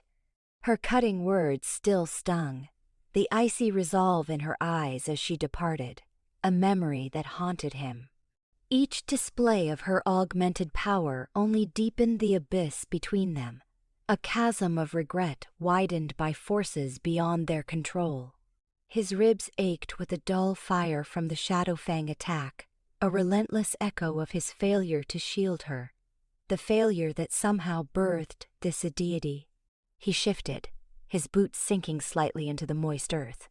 He was alpha, and yet utterly impotent. Command, protection, knowledge, these were his domain. Now, he was adrift. Since that night, Ilara had offered him only the barest acknowledgement. Her curt replies lacked all warmth, echoing emptily in the void where her laughter once bloomed. He yearned for her touch, the feather-light caress of her hand on his cheek, a solace he'd carelessly undervalued. Now, that simple comfort was a distant, frozen sun. Cale approached, a mixture of awe and sorrow etched on his face. He halted a respectful distance away, his gaze fixed on Ilara's formidable figure. "She's unbelievable," Cale breathed, the word lost in the wind's sigh. Ronan grunted his assent. "Unbelievable and unattainable." Turning, Cale's eyes reflected a painful understanding. "She's changed, Ronan. You see it, right? She's something more now, something other." "I know," Ronan conceded, the word heavy with unspoken grief. I can't comprehend why. Why her? Why this way?" Perhaps it was the only way to sever the curse, Cale ventured, his voice tinged with uncertainty. "Maybe the moon goddess needed a vessel pure of heart, one willing to surrender everything." A bitter laugh escaped Ronan. "Pure? I corrupted her, Cale. With my past rejections, my short-sighted ambition. I pushed her away, and now she's completely out of my reach." Cale placed a hand of solidarity on Ronan's shoulder. "Don't torment yourself, Ronan. We've all erred, but we must concentrate on the future. the threat bearing down on us. And how do we combat a darkness that even Ilara seems to regard with trepidation? Ronan asked, his voice sharp with desperation. How can we safeguard the pack when our most potent defense is so remote? Kale offered no reply, his gaze drawn back to Ilara. She had ceased her training, standing motionless, her head cocked as if listening to something beyond their auditory range. The very air around her seemed to ripple, a visible manifestation of her immense power. She's going to leave again, isn't she? Ronan asked, his tone laced with bone-deep certainty. Kale offered a slow nod. I believe so. She mentioned preparations elsewhere. I don't think those preparations involve us. Ronan clenched his fists, the supple leather of his gloves straining against the pressure. He needed to speak with her. He had to make the attempt. He moved past Kale, heading towards Ilara, his heart hammering against his sternum. Approaching, Ilara turned to face him, her expression an inscrutable mask. The wind buffeted her hair, framing her face in a luminous aura. He paused a few feet away, hesitant, searching for the right words. Ilara, he began, his voice raspy. We need to talk. Her eyes, once warm pools of affection, were now like polished glacial ice, mirroring the vast indifference of the night sky. There is nothing to discuss, Ronan. There is everything to discuss, he insisted, stepping closer. I need answers. I need to understand what happened to you. What happened to me is inconsequential, she stated, her voice flat. What matters is what lies ahead. But, he stumbled, the long-suppressed emotions threatening to overwhelm him. I miss you, Ilara. I miss us. A fleeting flicker of vulnerability crossed her face, vanishing as quickly as it appeared. There is no us anymore, Ronan. You need to accept that. But I can't, he pleaded, his voice cracking. I made a grievous error. I see that now. I was blind, arrogant, a fool. But I can atone. I can become the man you deserve. She shook her head slowly, her eyes mirroring his own profound sadness. You misunderstand, Ronan. It's not about your worthiness. It's about what needs to be done. And what is that? He whispered, his voice barely audible. What imperative overrides us? Her gaze shifted past him, fixed on the horizon. Safeguarding this world. Protecting your pack. Protecting you. But I don't require protection, he protested. Not from you. You do, she said firmly. From me. From what I am becoming. He reached out to touch her, seeking the warmth of her skin, but she recoiled, her expression hardening. Don't, Ronan. You must not come near me.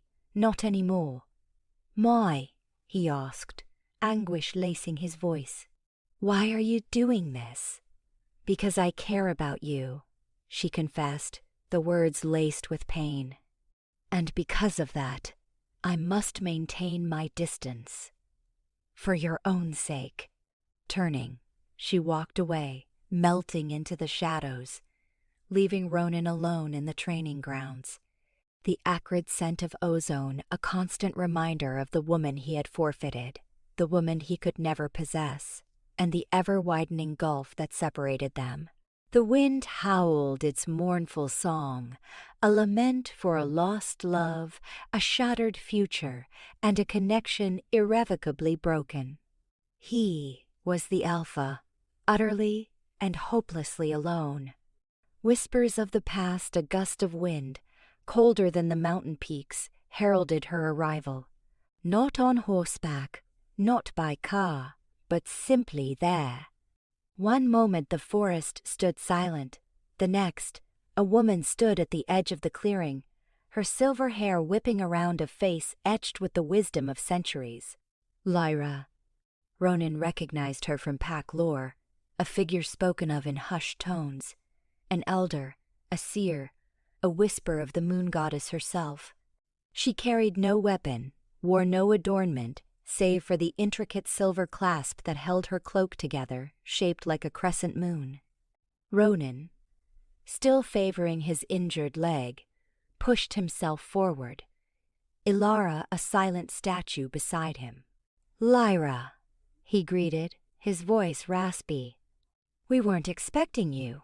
Lyra's gaze, the color of winter ice, swept over him, then settled on Ilara. There was no surprise in her eyes, only a deep, ancient understanding. "The moon goddess rarely allows for expectations, Alpha Ronan. I am here because she wills it." She stepped forward, her movements fluid despite her age, the very air around her seeming to shimmer. She stopped a few feet from Ilara, her eyes studying every inch of her. "You have been touched by the divine, child, marked by sacrifice, and reborn into something more." Ilara remained impassive, her eyes fixed on the distant trees. "I am aware."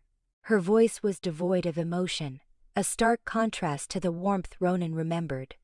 Lyra sighed, a sound like rustling leaves. "Awareness is only the beginning. Do you understand the burden you now carry? The power that surges through you is not without its cost." Ronan frowned, stepping closer to Ilara, a protective instinct kicking in. "What do you mean, cost?" "She saved us all." Lyra turned her gaze back to him, and Ronan felt a chill crawl down his spine. "Saving comes at a price, Alpha. Ilara's connection to the moon goddess is profound, a bond forged in death and rebirth. She is now an extension of her will, a guardian against the darkness that threatens to consume this world. But the divine is a demanding mistress. It asks for everything and gives little in return." "Everything?" Ronan questioned, his voice laced with apprehension. "Humanity," Lyra stated, her voice echoing in the clearing. "Empathy, compassion, the very essence of what made Ilara, Ilara. The more she embraces her power, the more she risks losing herself." Ronan looked at Ilara, searching for a flicker of the girl he knew, but found only a cold, distant reflection. "She wouldn't. She can't." Ilara finally turned, her gaze meeting Ronan's. "I am doing what is necessary. Emotions are a weakness, a distraction. The darkness will not be defeated with sentimentality. But without them, what are you?" Ronan pleaded, his voice cracking. "You're not just a weapon, Ilara. You're—" "I am what I need to be," she interrupted, her voice sharp. "Nothing more, nothing less." Lyra placed a hand on Ronan's arm, her touch surprisingly strong. "Do not mistake her resolve for indifference, Alpha. She is fighting a battle within herself, a constant struggle to balance her human heart with her divine purpose. Your pain is not hers to bear anymore. She is not yours anymore." "There has to be something we can do," Ronan insisted, desperate. "Some way to help her hold on to herself." Lyra shook her head. "The path she walks is hers alone. You can only offer her your support, your understanding and your acceptance. But do not expect her to be the woman you once knew. That woman died in your arms, Alpha. What stands before you now is something different." She paused, her gaze returning to Ilara. "The whispers of the past will tempt you, child. Memories of love, of laughter, of belonging. But you must resist them. The darkness feeds on such weakness. Embrace your power, embrace your destiny, and do not let sentiment cloud your judgment." Ilara nodded slowly, her expression unreadable. I understand. Understanding is not enough, Lyra countered. You must act. The Shadowfangs are only the beginning. There are others, forces both within and without, who will seek to exploit your power, to corrupt your purpose. Be vigilant, Ilara. Trust no one, not even those who Sepala claim to be your allies. Ronan bristled. Are you suggesting we can't be trusted? Lyra turned her gaze back to him, her eyes filled with a weariness that seemed to span centuries. Trust is a luxury you can no longer afford, Alpha. Not when the fate of the world hangs in the balance. Your pack's loyalty is to you, and yours to them. But Ilara, her allegiance is to something far greater, and that may demand sacrifices you are not willing to make. She turned back to Ilara, her voice softening slightly. Remember, child, even in the darkest of times, a flicker of hope remains. Nurture that spark, for it is the only thing that can save you from yourself. With that, she turned and walked back into the forest, disappearing as silently as she had arrived, leaving Ronan and Ilara alone in the gathering twilight, the weight of her words hanging heavy in the air. Ronan stared after her, his mind reeling.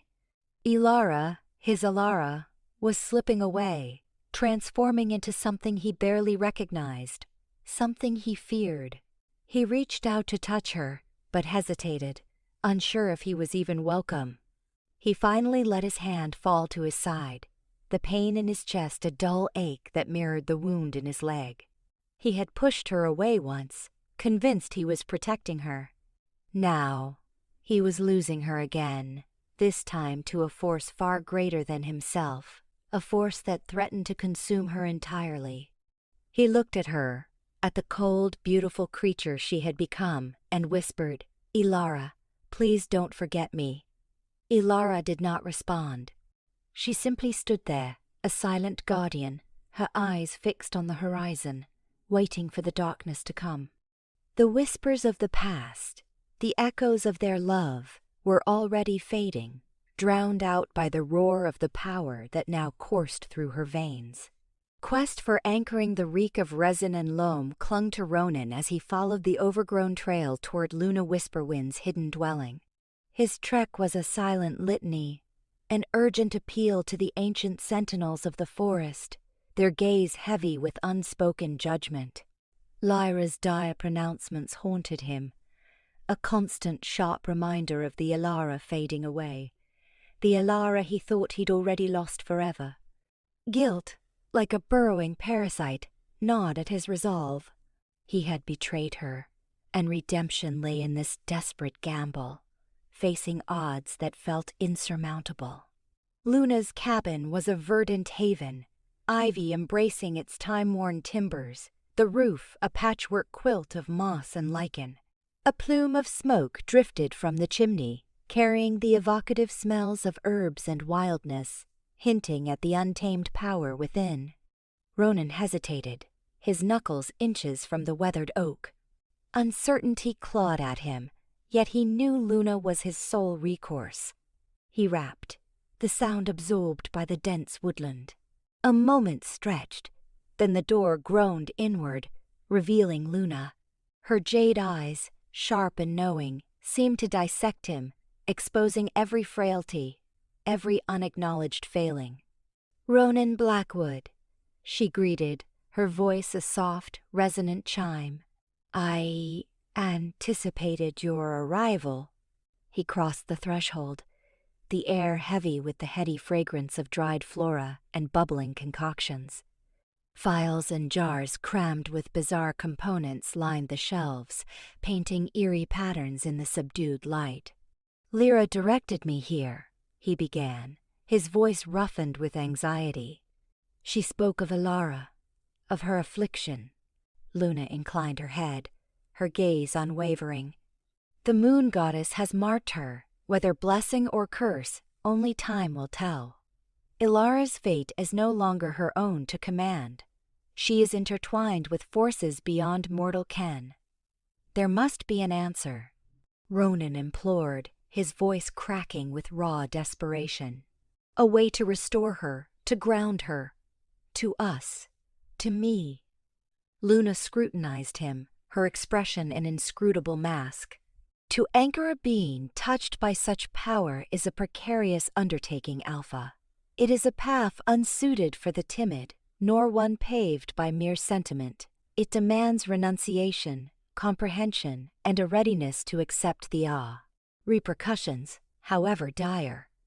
I'll offer anything, Ronan vowed, his voice firm despite the tremor that racked his hands. Tell me the path. I'll confront any peril, give any offering. A subtle smile graced Luna's lips. So be it. There exists an ancient relic, sequestered within the Whispering Caves, the hearthstone of Ethelred. Legend claims it vibrates with the very essence of existence, capable of tethering even the most spectral being. But heed my warning. The caves are patrolled by entities born from shadow and nightmare, and the hearthstone itself, it exacts a toll. Ronan's fists tightened. What manner of toll? That, Luna replied, her eyes gleaming with a strange inner light, is for the hearthstone to determine. She then pressed a pouch filled with fragrant herbs and a rudimentary map etched onto bark into his hand. These herbs provide meager protection against the cave's denizens. The map, it is merely a suggestion. The route will twist, challenge, test you. Trust your instincts, Ronan. They are your truest compass. Without another word, Ronan turned and departed the cabin, the burden of his mission settling like lead upon his spirit. The forest seemed to constrict, the trees murmuring veiled warnings he couldn't quite grasp. He examined the map, its lines blurred and imprecise, a stark symbol of the uncertainty that stretched before him. He inhaled deeply, the scent of pine a cold comfort, and broke into a run, propelled by a love that refused to surrender. The passage to the Whispering Caves was a tortuous gauntlet. Ronan traversed treacherous mountain slopes, ascended precipitous cliffs, and forded frigid torrents. He battled, quote, hunger, exhaustion, and the ever-present dread that Ilara was slipping further from his grasp with each strained breath. The very landscape seemed antagonistic, as if sensing his purpose and seeking to derail it. At long last, after days of Turia, relentless striving, he stood before the maw of the Whispering Caves. A yawning chasm in the earth, it exhaled an icy blast, carrying the faint echoes of tormented spirits. The air hung thick with foreboding, the stillness punctuated only by the slow, mournful drip of unseen water. Ronan paused only a heartbeat before venturing inside, the darkness swallowing him whole. The temperature plummeted, the whispers intensified, more insistent, more menacing. Ignited a torch, its wavering flame casting macabre shadows across the slick cave walls. The route ahead was confined and convoluted, strewn with jagged stones and the skeletal remains of those who had trespassed too far. He hadn't progressed far when he encountered the first guardian of the caves, a grotesque, a malformed amalgamation of flesh and bone. Its eyes burning with hateful intensity, it pounced, its claws extended, but Ronan was prepared. He evaded its assault and lashed out with his silver-plated blade, the metal ringing against the creature's unnatural hide. The grotesque bellowed in agony, its voice reverberating through the caverns, and countered with a flurry of blows. Ronan fought with the furious intensity of a trapped predator, his movements lithe and precise, his senses razor-sharp. He understood he couldn't waver, not even for an instant. After what felt like an eternity, he managed to deliver a decisive strike, severing the grotesque's head. The monster dissolved into a pile of ash, its wicked energy fading into the abyss. Ronan stood gasping, his muscles screaming, his garments torn and stained with gore. But he pressed onward, knowing that greater perils awaited. Deeper within the caves, he confronted more formidable sentinels, shadow wraiths that could siphon the life essence from their victims with a mere touch, and gargantuan spiders that wove webs of pure shadow. He employed Luna's herbs to repel the wraiths, and his speed and ingenuity to elude the spiders. Each encounter left him weakened, more depleted, resolve only hardened. Eventually, after navigating a maze of passages and surmounting countless trials, he reached the heart of the Whispering Caves. In the center of a vast cavern, illuminated by an unearthly radiance, stood the hearthstone of Ethelred. Was a massive, throbbing crystal, emitting warmth and light, its surface swirling with a kaleidoscope of colors. But guarding the hearthstone was the most imposing creature he had yet to face, a sphinx, its form a composite of lion and quaid. Human, its eyes ancient and all-knowing. "You seek the hearthstone, mortal," it intoned, its voice resonating throughout the cavern. "But its power is not freely granted. It demands a price. Are you prepared to pay it?" Ronan met the Sphinx's gaze, his heart hammering against his ribs. "I am," he replied, his voice unwavering. "What is the price?" The Sphinx smiled, a chilling expression that sent tremors down Ronan's spine. "The price," it revealed, "is a memory. A memory most precious to you. A memory of Ilara." Echoes of the heart atop the jagged obsidian peaks, Ilara faced a gale that clawed at her cloak. Her silvery irises, mirrors to a loving spirit, now resembled frigid pools, scanning the vista below. The power resonating within her echoed in the mountain's very bones. A legacy from the moon goddess, one she questioned more each day. She sensed the environment's pulse, arboreal whispers, the relentless erosion of rivers against stone, a living anthem, to which she was both player and observer. An ebony raven settled on a nearby spire, its dark gaze a reflection of the peak's somber majesty. Usually, she'd find solace in such a sight, but now she felt only a deepened isolation. In the distance, the Whispering Caves scarred the landscape, a point where reality frayed. Ronan was there, a faint, persistent heat against the vast, chilling canvas of her senses. The realization sent a prickle through her, a ghost of warmth she thought extinguished, buried with the woman he'd held as she died. Why this futile gesture? Why risk everything for a shadow, for her echo? That earlier self would have surrendered to such devotion, embraced it as salvation. This iteration felt only weariness. Closing her eyes, she was bombarded by fragments of yesterday. Ronan's boisterous laughter across the training yard, stolen glimpses during pack meals, the comfort of his hand beneath a moonlit sky, the scent of lone berber and pine that clung to him.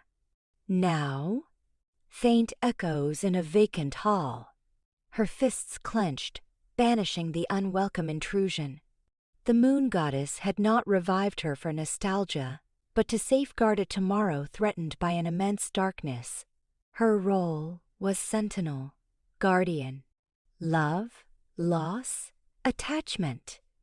These were extraneous. He is a distraction, Ilara. A chain binding you to what is gone. Sever it.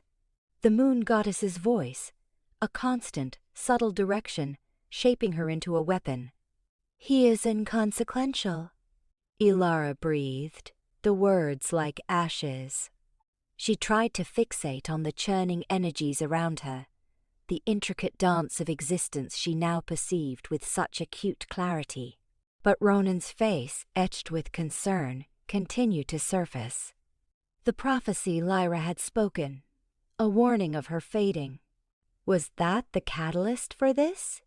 Was he grasping at smoke? A feeling washed over her, nameless and unwelcome. Pity? Regret? No. Such weakness was forbidden. The raven, released, soared into the limitless sky. Ilara's eyes narrowed. Sentimentality would not sway her. Memories would not break her. She was the moon goddess's shield against the encroaching night, and she would fulfill her charge, regardless of sacrifice. Yet, even as she steeled herself, a defiant ember glowed within. A whisper of the woman who had adored Ronan, the woman who had perished for him. Not gone, merely submerged beneath layers of power and detachment. And she was fighting to break free. Later, under a sky pierced by nascent starlight, Ilara drifted towards a hidden grove, a childhood sanctuary shared with Ronan. An ancient oak stood as its heart, its branches like arthritic fingers. No conscious decision had led her here. Her feet moved on their own accord. She touched the oak's wrinkled bark, feeling its deep history. She recalled their carved initials, a juvenile testament to love she now viewed as delusion. Running her fingers over the weathered grooves, a ghost of a smile touched her lips. "He will only bring you suffering." The moon goddess's voice sliced through her thoughts, laced with impatience. "Focus." The shadows lengthen. "I am trying," Ilara whispered. "But I need to understand." Understand what? Why Ronan was so resolute. Why she still harbored a yearning, despite everything. Why the moon goddess had chosen her for this impossible task. Suddenly, a crystalline memory flashed. They were waltzing beneath a full moon, his arms a safe harbor, his voice soft with promises of forever. She had trusted it all then, believed in eternity. The sensation was so potent, it stung her eyes. Tears? Something extinct. Since her death. She wiped them away, repulsed. "Reject sentimentality," the moon goddess snapped, a palpable edge of irritation in her tone. "You are mine now, Ilara. Your heart is mine." Ilara straightened, her eyes gleaming with defiance. "My heart answers to no one," she declared, her voice resonating with new strength. "I am no puppet, no weapon. I am Ilara Meadowlight, and I will choose my path." The moon goddess fell silent, her presence receding slightly. Ilara still felt her supervision, but also something akin to surprise, perhaps even respect. She could not be sure. She turned from the grove, her stride firm. The future remained hidden, but one thing was clear. She would not be controlled. She would not be bound by yesterday or by the moon goddess's ambitions. She would carve her own destiny, even if it meant walking alone.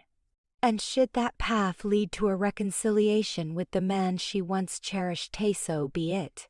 The choice of destiny. Ronan staggered into the clearing, lungs burning, each breath a shallow rasp. The injury Ilara had unwittingly inflicted throbbed with a fierce heat, a lead weight tethering him. Driven by an unseen force, he pressed on, towards the radiant figure bathed in lunar luminescence. Whispers had painted her as a figure of formidable power, a being that instilled dread in his pack. He understood her transformation, the shift in her nature. He had to witness it himself, even at his own peril. There she stood, an ethereal vision sculpted from starlight and shadow, more captivating than memory served, and yet infinitely removed. The very air around her hummed with a palpable energy. He extended a hand, a silent plea. "Elora," he croaked, his voice ragged. "It's me." She turned. Her silvery irises, once pools of warmth, now held the frigid light of distant galaxies. No spark of recognition flickered, no echo of shared affection. "Ronan," she murmured, her tone a frictionless whisper.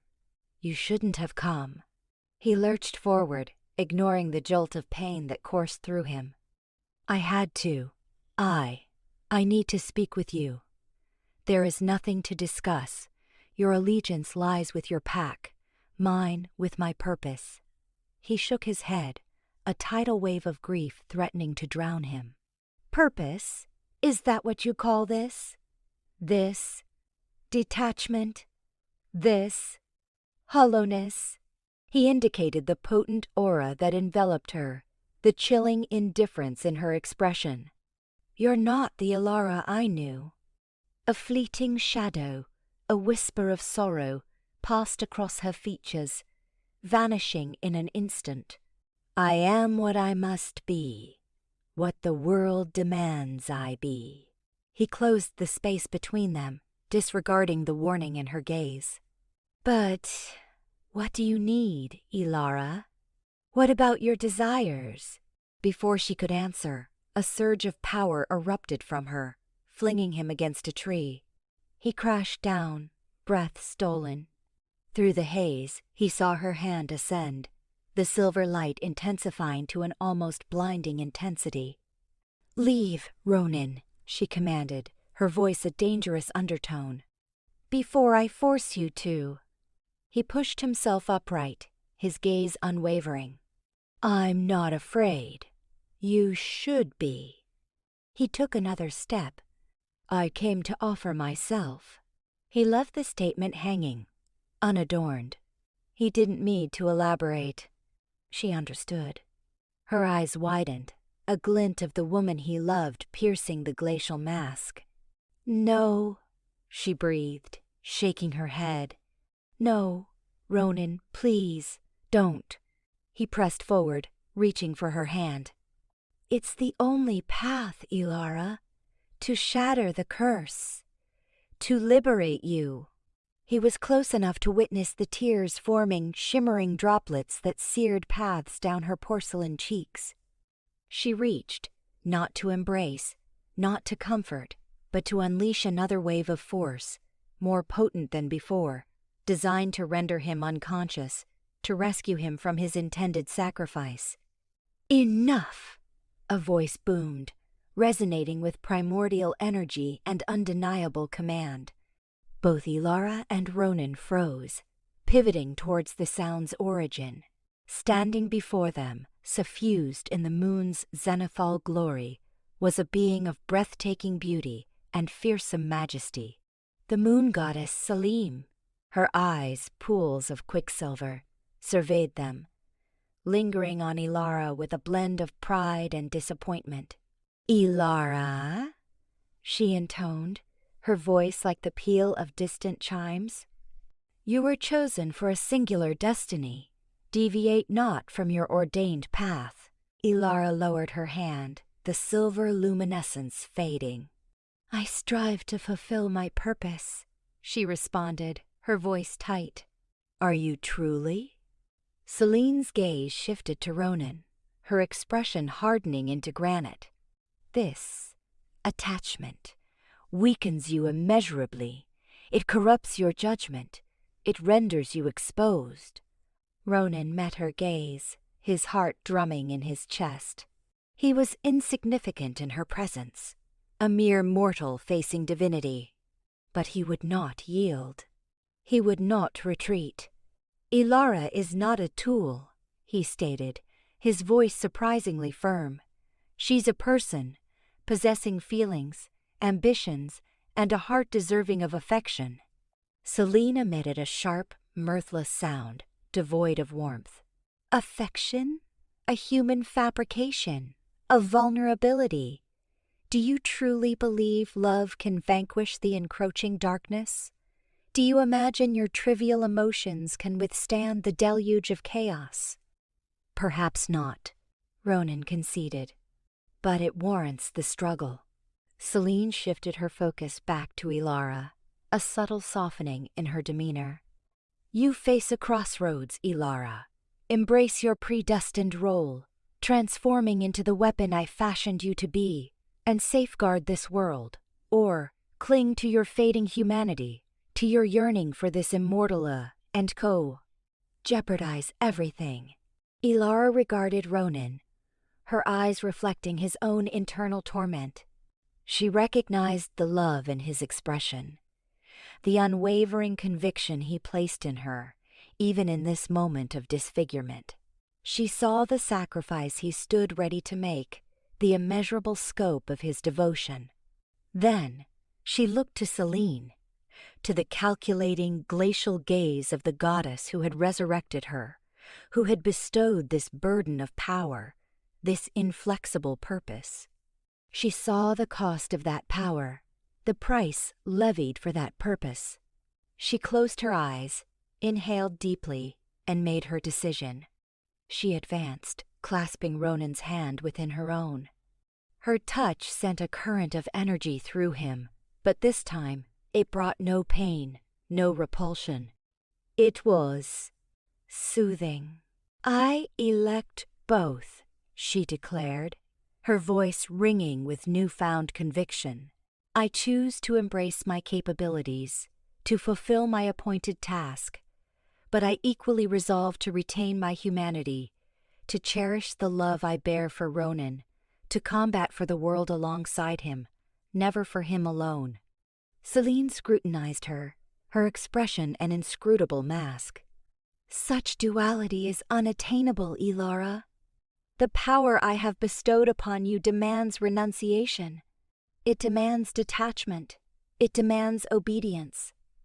Then I shall redefine obedience itself, Ilara stated, her grip firm on Ronan's hand. I will channel my abilities to shield this world, but I shall do it with compassion, with empathy, with love. I refuse to be a mere instrument of war. I shall endure as a person. A profound silence descended, broken only by the susurrus of wind through the trees.